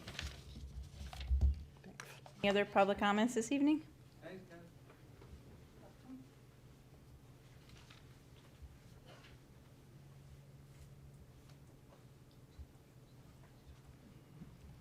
Good evening once again. This is Cynthia Mariel.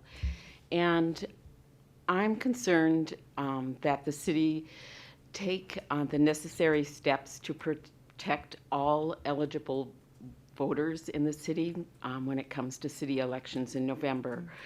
We're going to be in a situation where some residents can vote in city elections, however, they cannot vote in other elections. We know that ICE is very active in profiling people through a variety of means, and we want to protect our residents of Tacoma Park. I really encourage the city and the election board to meet with Casa de Maryland. They're very, very familiar with the risks that immigrants face in dropping off their children at school and just going about their daily life. We want to encourage city engagement. However, we want to make sure that no one is put at risk by simply casting a vote in the city elections. I encourage that early mail-in voting be available to city residents so no one is put at risk.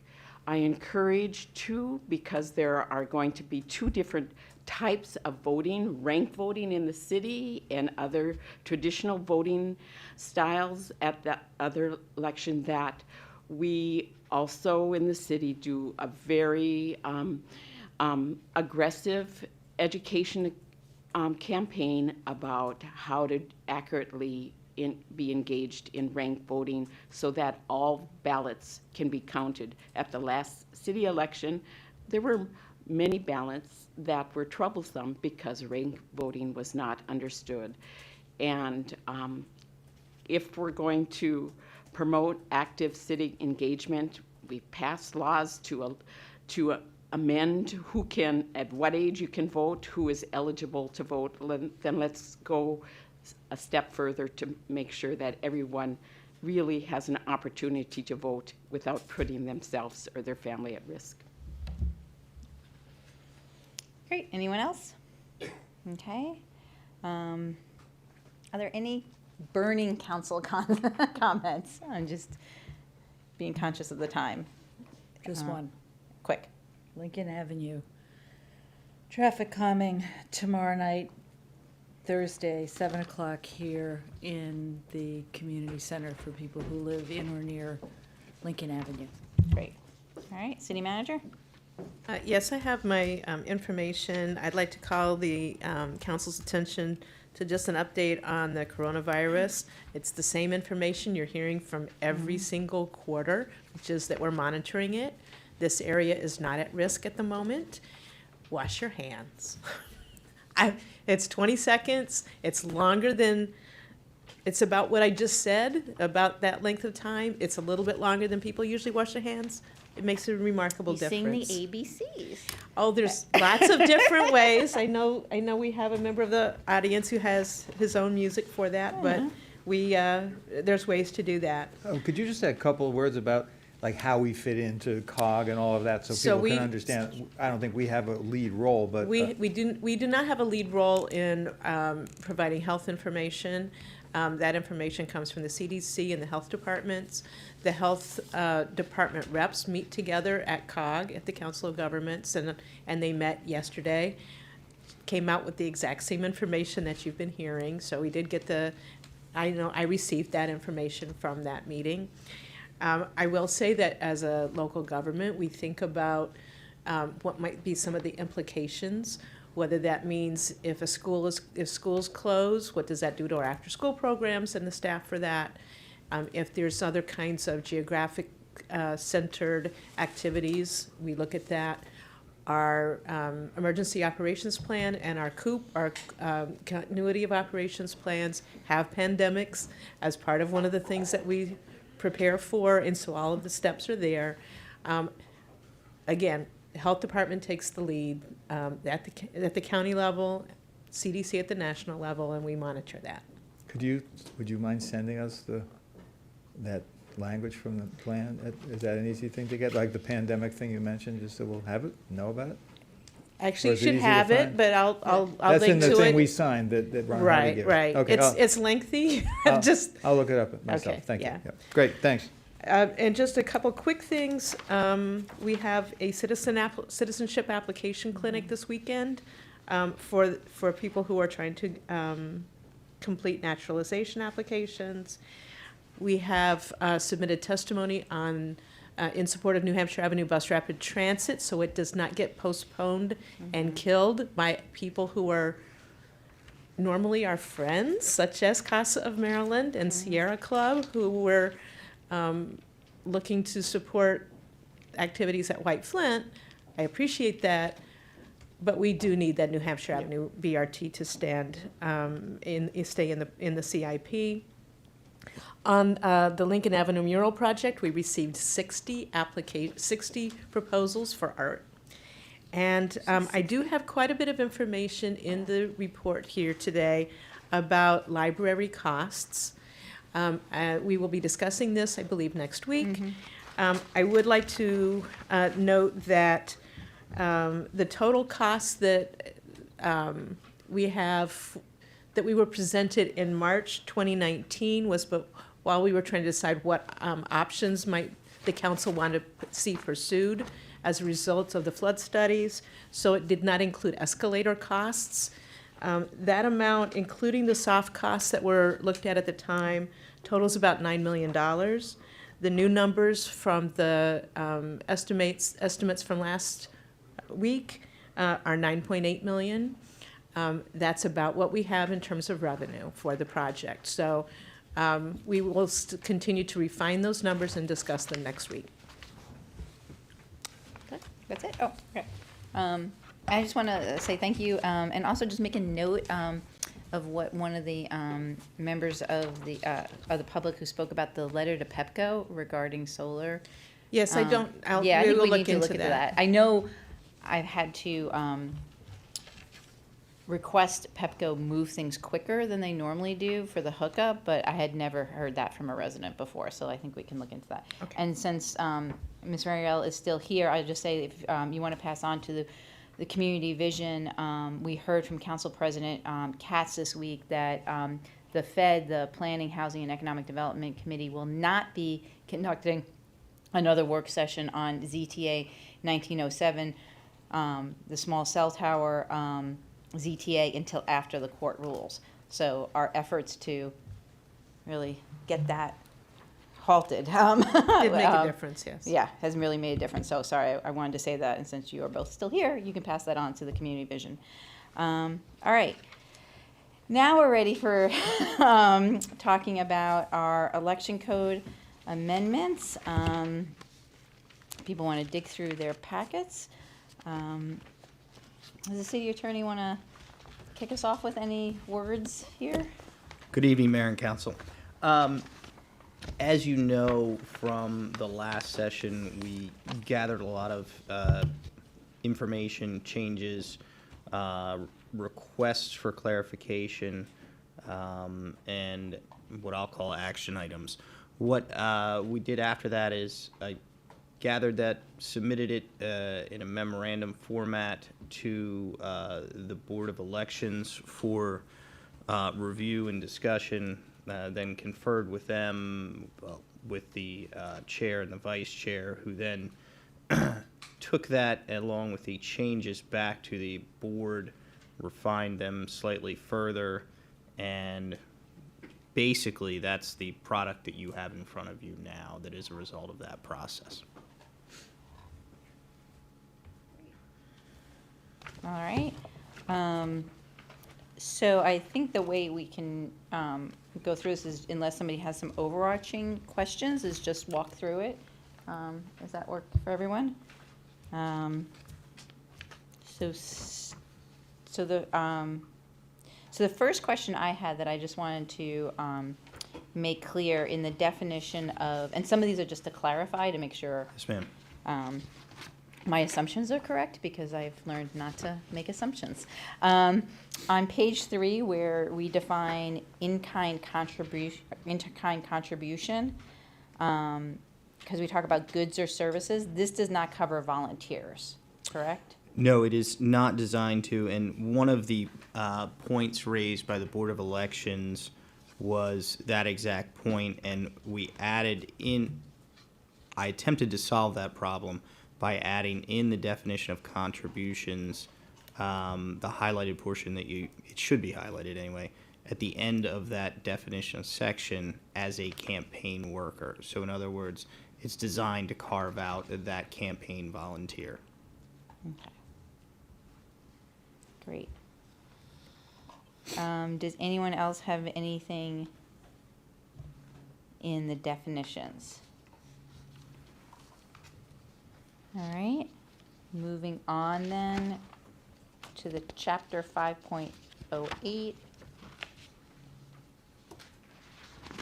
Anything there? That's pretty short. And then chapter 5.12, fair election practices. I had one question here on line 242. We have the authority line states name, title, and address. Adding address is something new for us. In the past, we haven't had it. I know below under B, we sort of say if it can't all fit, here are some alternatives. But I just wanted to understand a little bit better the benefit of adding address. I don't know that there is one, Mayor. What I did was rely on Comar and basically duplicated that. So it's entirely up to the elected body if you want that removed. I can see good reasons for removing it.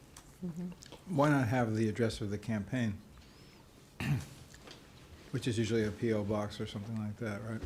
Well, is it? I mean, or it's somebody's home. I mean, I was just thinking if you have signs or stickers or other things, and you have the name, the title of the person, and the address. Well, one, it's so easy to look up somebody's address. I mean, you can find out pretty much anyone's address now if you just Google them. Or if it's on file with the city clerk, which it needs to be, then someone can request it from the city clerk. So I just didn't. I'm happy to strike that. Yeah. I don't know, Councilwoman Searcy? No, I was just confused as to whether or not adding, for example, a website, which would then link back to that level of information. So if you have your website and then someone clicks on, that information is on like a flyer, and then someone goes to that website and they would know then the campaign is ran by Talisha Searcy Right. at such and such, such and such. Would that be sufficient, or does it have to actually be all of those different, name, address, social security number, all the flyers? I think that's an interpretational issue that would have to be taken on a case-by-case basis. Okay. But I think that ultimately, if the intent is to allow someone who's viewing it to be able to access the information, if that's fairly readily available, I would think that that would comply. Okay. All right. One Yeah, other- wait, oh, sorry. Jesse, you had a question? I'm sorry. Yeah. Doesn't B say it may only state the name and title if the name and address are on file with the city clerk? Doesn't that get to the point? Yeah, I mean, I get, it does, but why, I mean, I just was curious, like, why? Like, I'm you know, wondering if like- why might be a case where someone is distributing campaign material who is not a candidate. Is that the situation? Would So that there's could apply to that situation. So it wouldn't be on file with the city clerk? Well, it would not be if they're not a candidate. But you could still, I mean, if they're not a candidate, be surprised if they put their address out there, but it is possible. So understand that what these changes were designed to address were the questions that were raised related to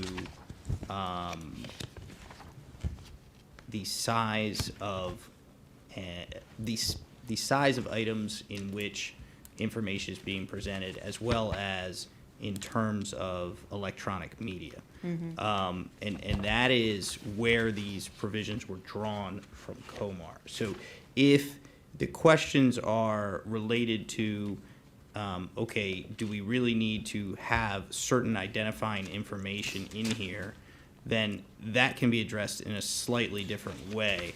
If it is the mayor and council's preference that something like a physical address be removed, we can address that comprehensively throughout without necessarily altering what we're trying to get at with respect to how this is structured.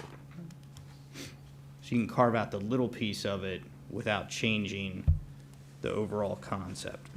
And I'm fine leaving in address. I just wanted to know, like, why? Councilmember Kovar, did you? Oh, yeah. So on page 6, item D, So it says if the campaign material is too small to contain an authority line, the candidate committee or individual distributing the campaign material should notify the city clerk in writing within 24 hours, and then the city clerk will make that available. I guess I thought when we were talking about where the material was too small, that would be like a sticker or something like that. Hand them out door to door. But, so in that case, we would have to notify it seems unclear to me, we would notify the city clerk that I've got some stickers, and then she would tell the public I have stickers that don't have room for it. It just, unless we're talking about different kinds of material that's too small, I guess I didn't quite get how that would work. That's how I understood it. Which? That you'd visit Jesse and say, here's my sticker, Jesse, if anybody wants to know, it's mine. And who wants to know my authority line or whatever. Then it says the city clerk shall make the information available to the public only if someone asks for it, right? I mean, you're not affirmatively sending out, have you seen Peter's stickers? They're really cool. So we could just add maybe on request? Right. What you can add on request, or I think the way, in reviewing Comar, I think what the vision is, which I interpreted when I was putting this in here, is that the city clerk could create something on the city website that would just have a listing of, Councilmember Kovar's, since we're using that example, sticker, Yeah. and so on and so forth for each one of the candidates. That's And then- fine, but so the only other question is that you have to do it within 24 hours, so in these cases, again, not to get bogged down in the weeds, but you're not really posting or distributing it, you're just kind of like, I guess when you first get your stickers, if that's what it is, you just take it over there and then they have it, is that? I think it would be even sufficient to send a writing to the city clerk saying, I'm going to be utilizing stickers that don't Okay. have this information on them. So That's fine. I like Are we adding done on with- request. Oh, I'm sorry, Cindy. on request is great. Mm-hmm. I don't want to make Jesse. Happy to do that. Can we back up just a second? I want to make sure I understood this. So if you have campaign signs and you don't have to have, and if you tell the city clerk the name and address of the responsible person, then all you need to put is the name and the title of the person and not their address. If, for example, it's your campaign manager. Did I get that right? Mm-hmm. Okay, thank you. I would sort of like to remove address from A. I think that seems like an unnecessary burden unless there's a real need for that requirement. Especially since it won't apply to most people. Yeah. Okay. Okay. Yeah. All right. Moving on to page 7.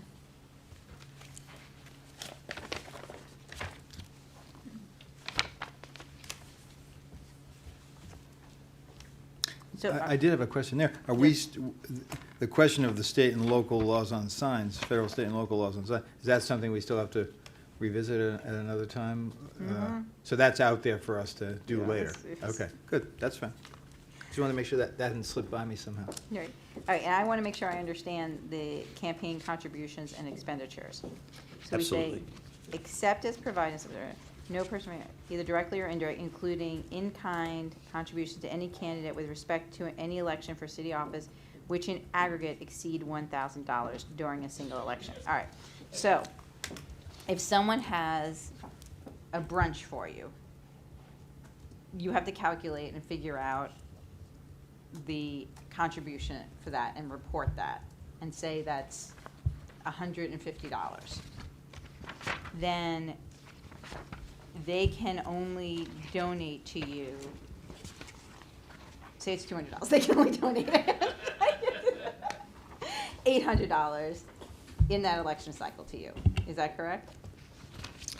Mayor, I saw where you were going with that, and that is a very, very good question.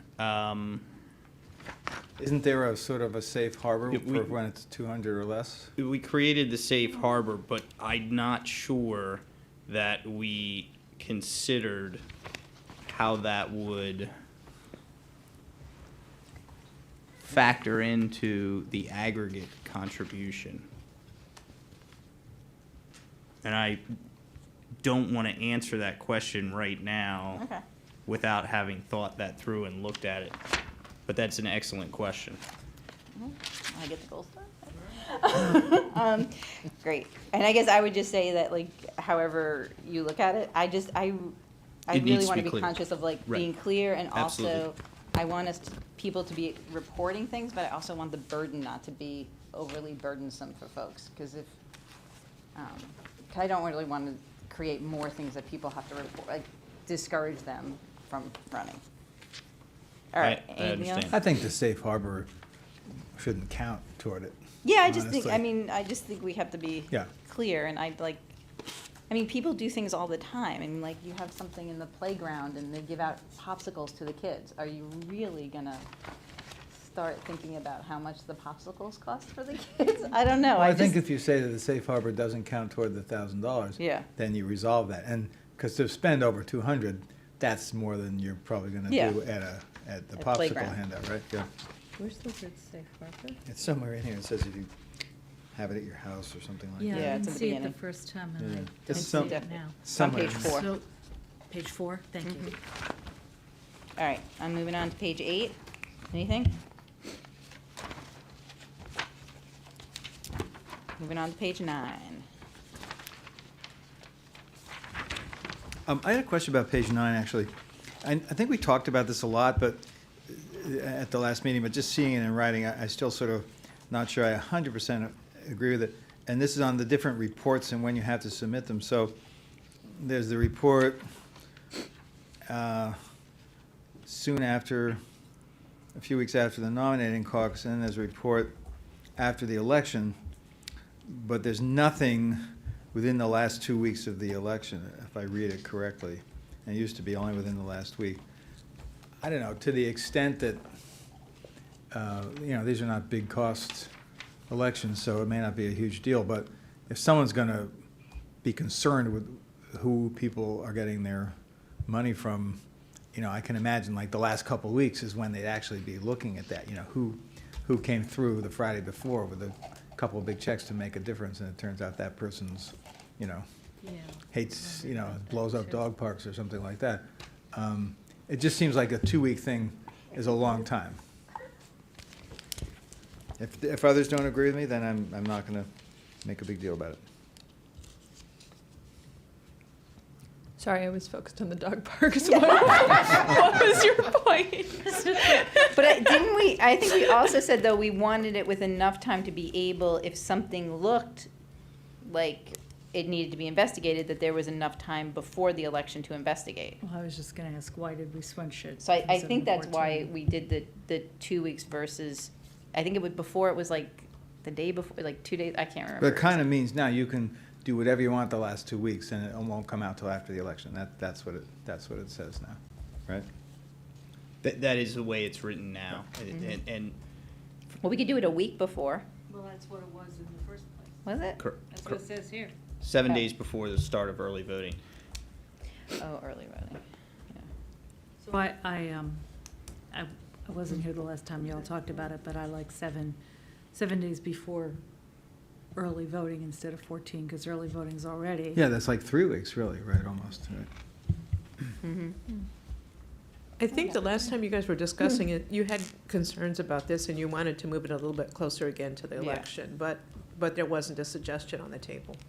All right, so let's move it back to 7. Okay.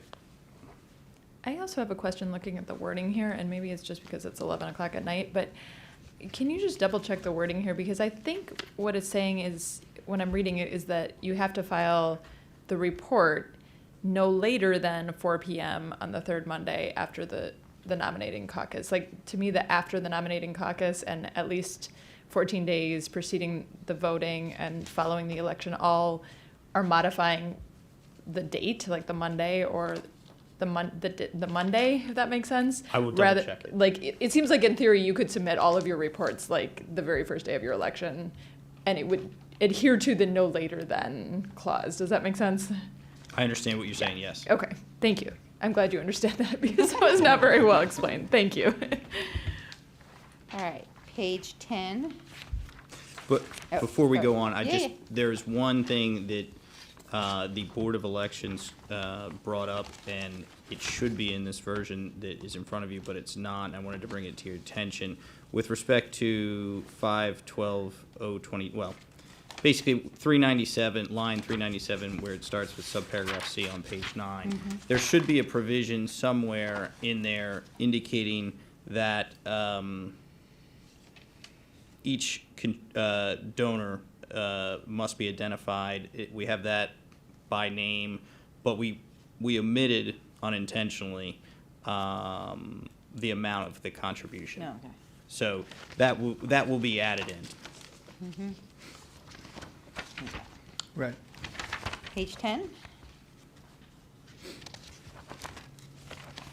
Page 11.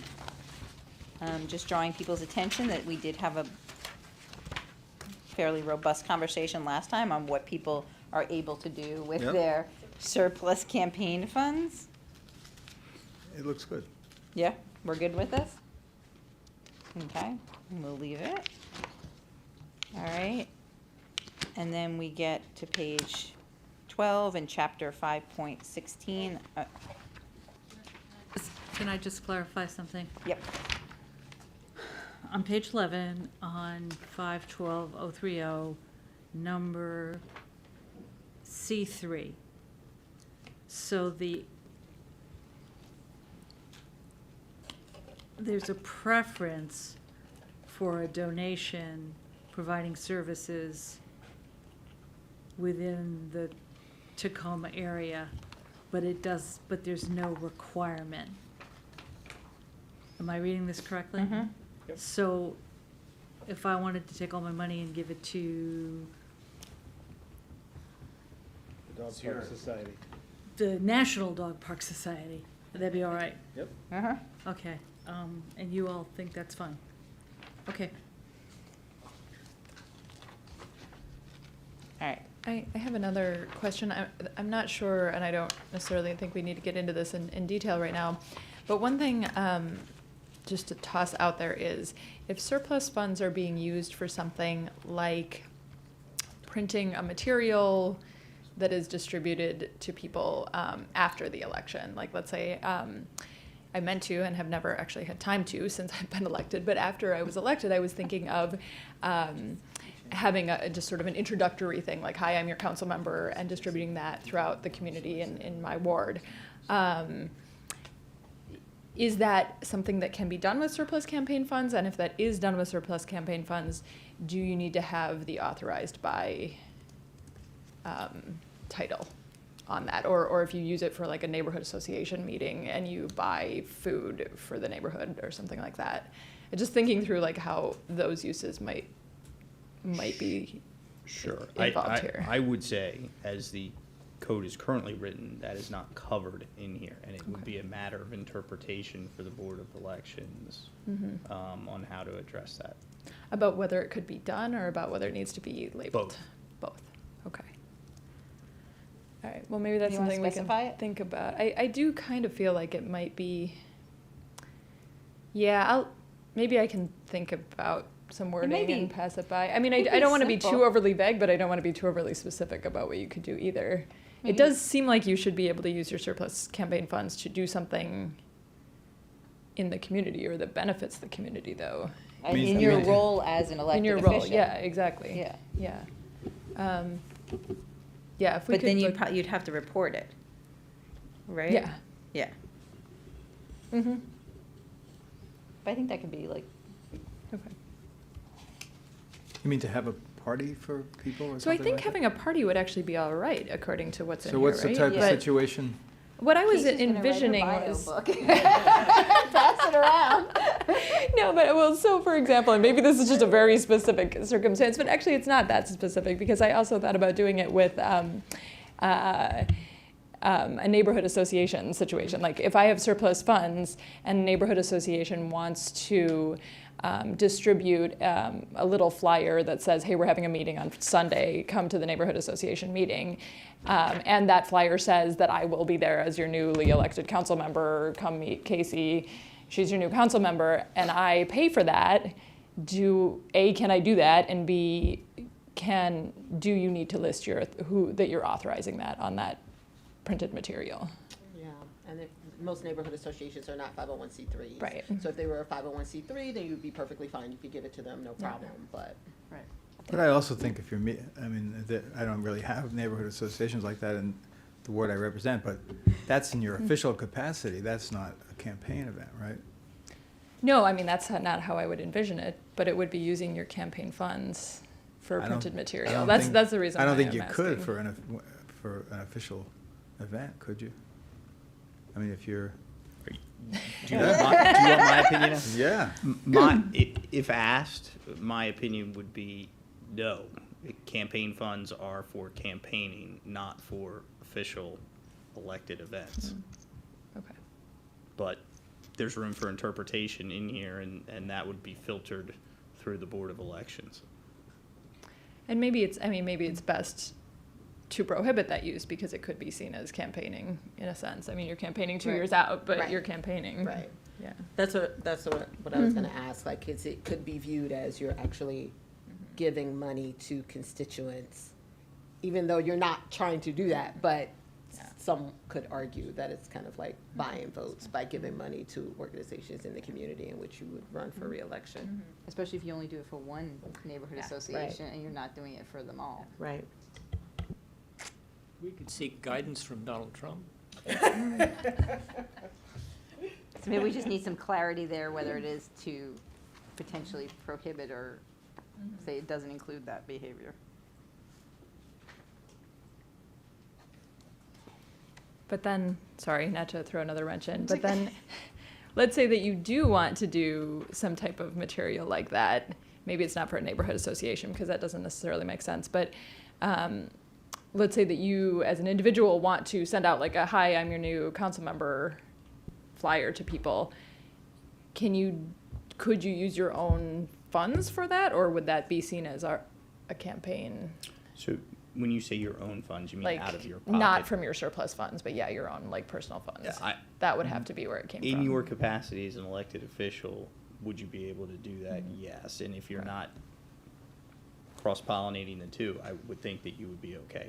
Again, Okay. sitting here for the purpose of the discussion, Yeah. that's my opinion. Obviously, I have to work with the folks at the Board of Elections. But Thank you. yes, ma'am.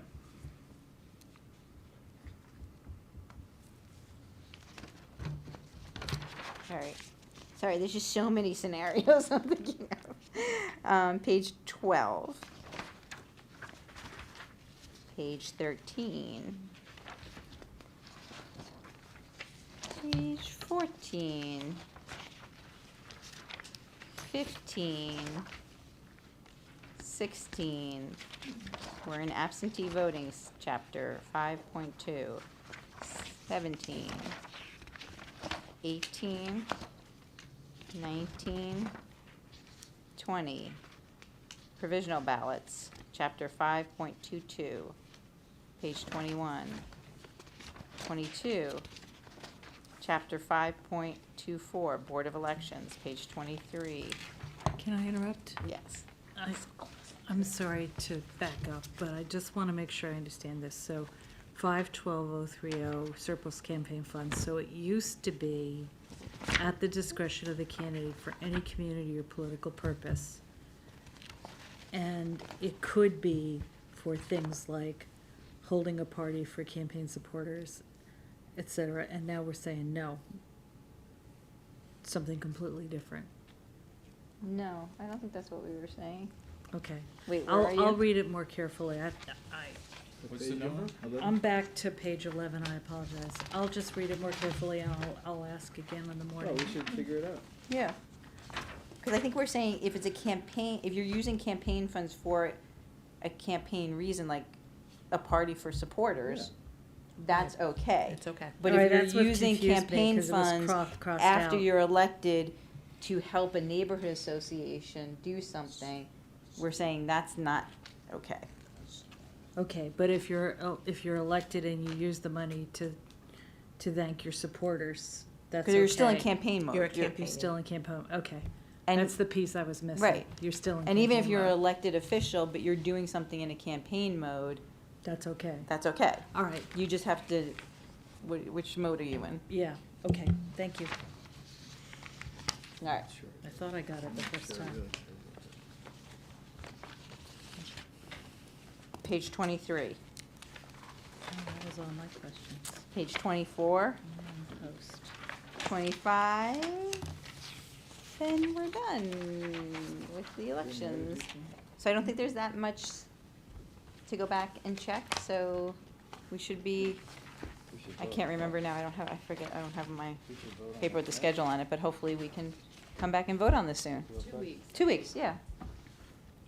This little summary really helped, the one up front. Yeah, this was awesome packet, thank you. Okay, do you need anything from us? I do not. Thank you. A nap? Very much. All right, we'll move on to our next work session, which is a recreation center community engagement contract. Thank you. We anticipated this might be a late hour, and so the folks from Brick and Story are not here tonight. They will be here next week as you vote on it, so that she doesn't have to be here till 11:20 at night. But I will say that we had 5 firms, all of whom are well-respected firms, submit proposals for the community engagement process for the Tacoma Park Recreation Center. We had a panel of staff that reviewed those 5 firms' proposals. We invited 3 in for presentations, and we went through that process to evaluate the 5 firms, and unanimously recommended Brick and Story for this process. The firm Brick and Story, the prices were all in the same range. Theirs was actually the cheapest at $69,980.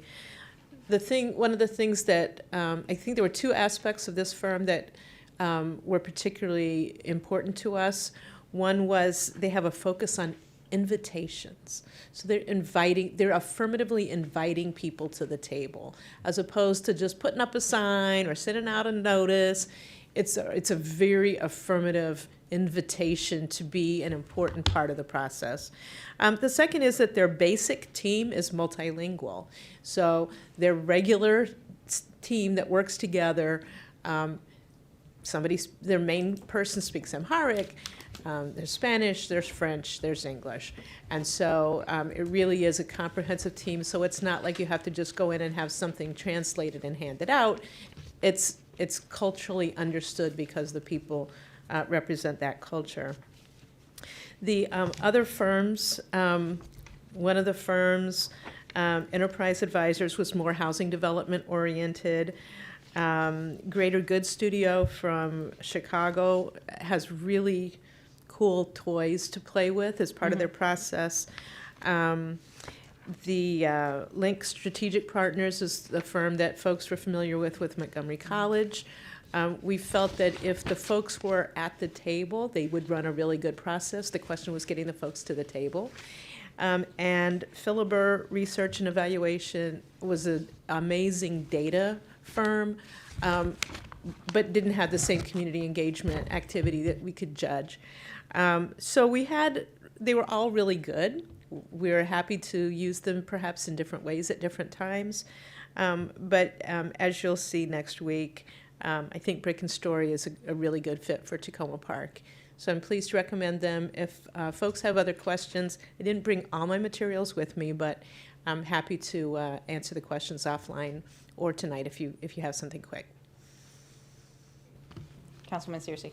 I just want to thank you all for all of the hard work, and it's so cool. I've started to do a little bit more digging into this firm, and I'm really excited about their approaches and their ability to reach some of the residents that use the rec center the most. And so definitely look forward to next week when we get to meet them and hear from them about what they have planned.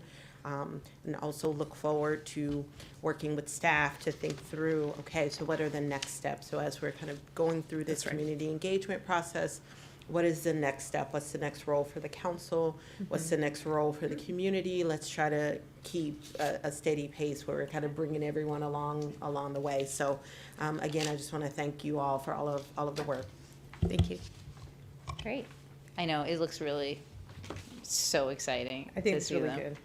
And just that seeing all the proposals, I have to say, like, that with the firms. So I just want to thank our economic development manager and the work that she's doing and the work on this proposal. It was excellent. So I'm looking forward to next week and meeting them. Great.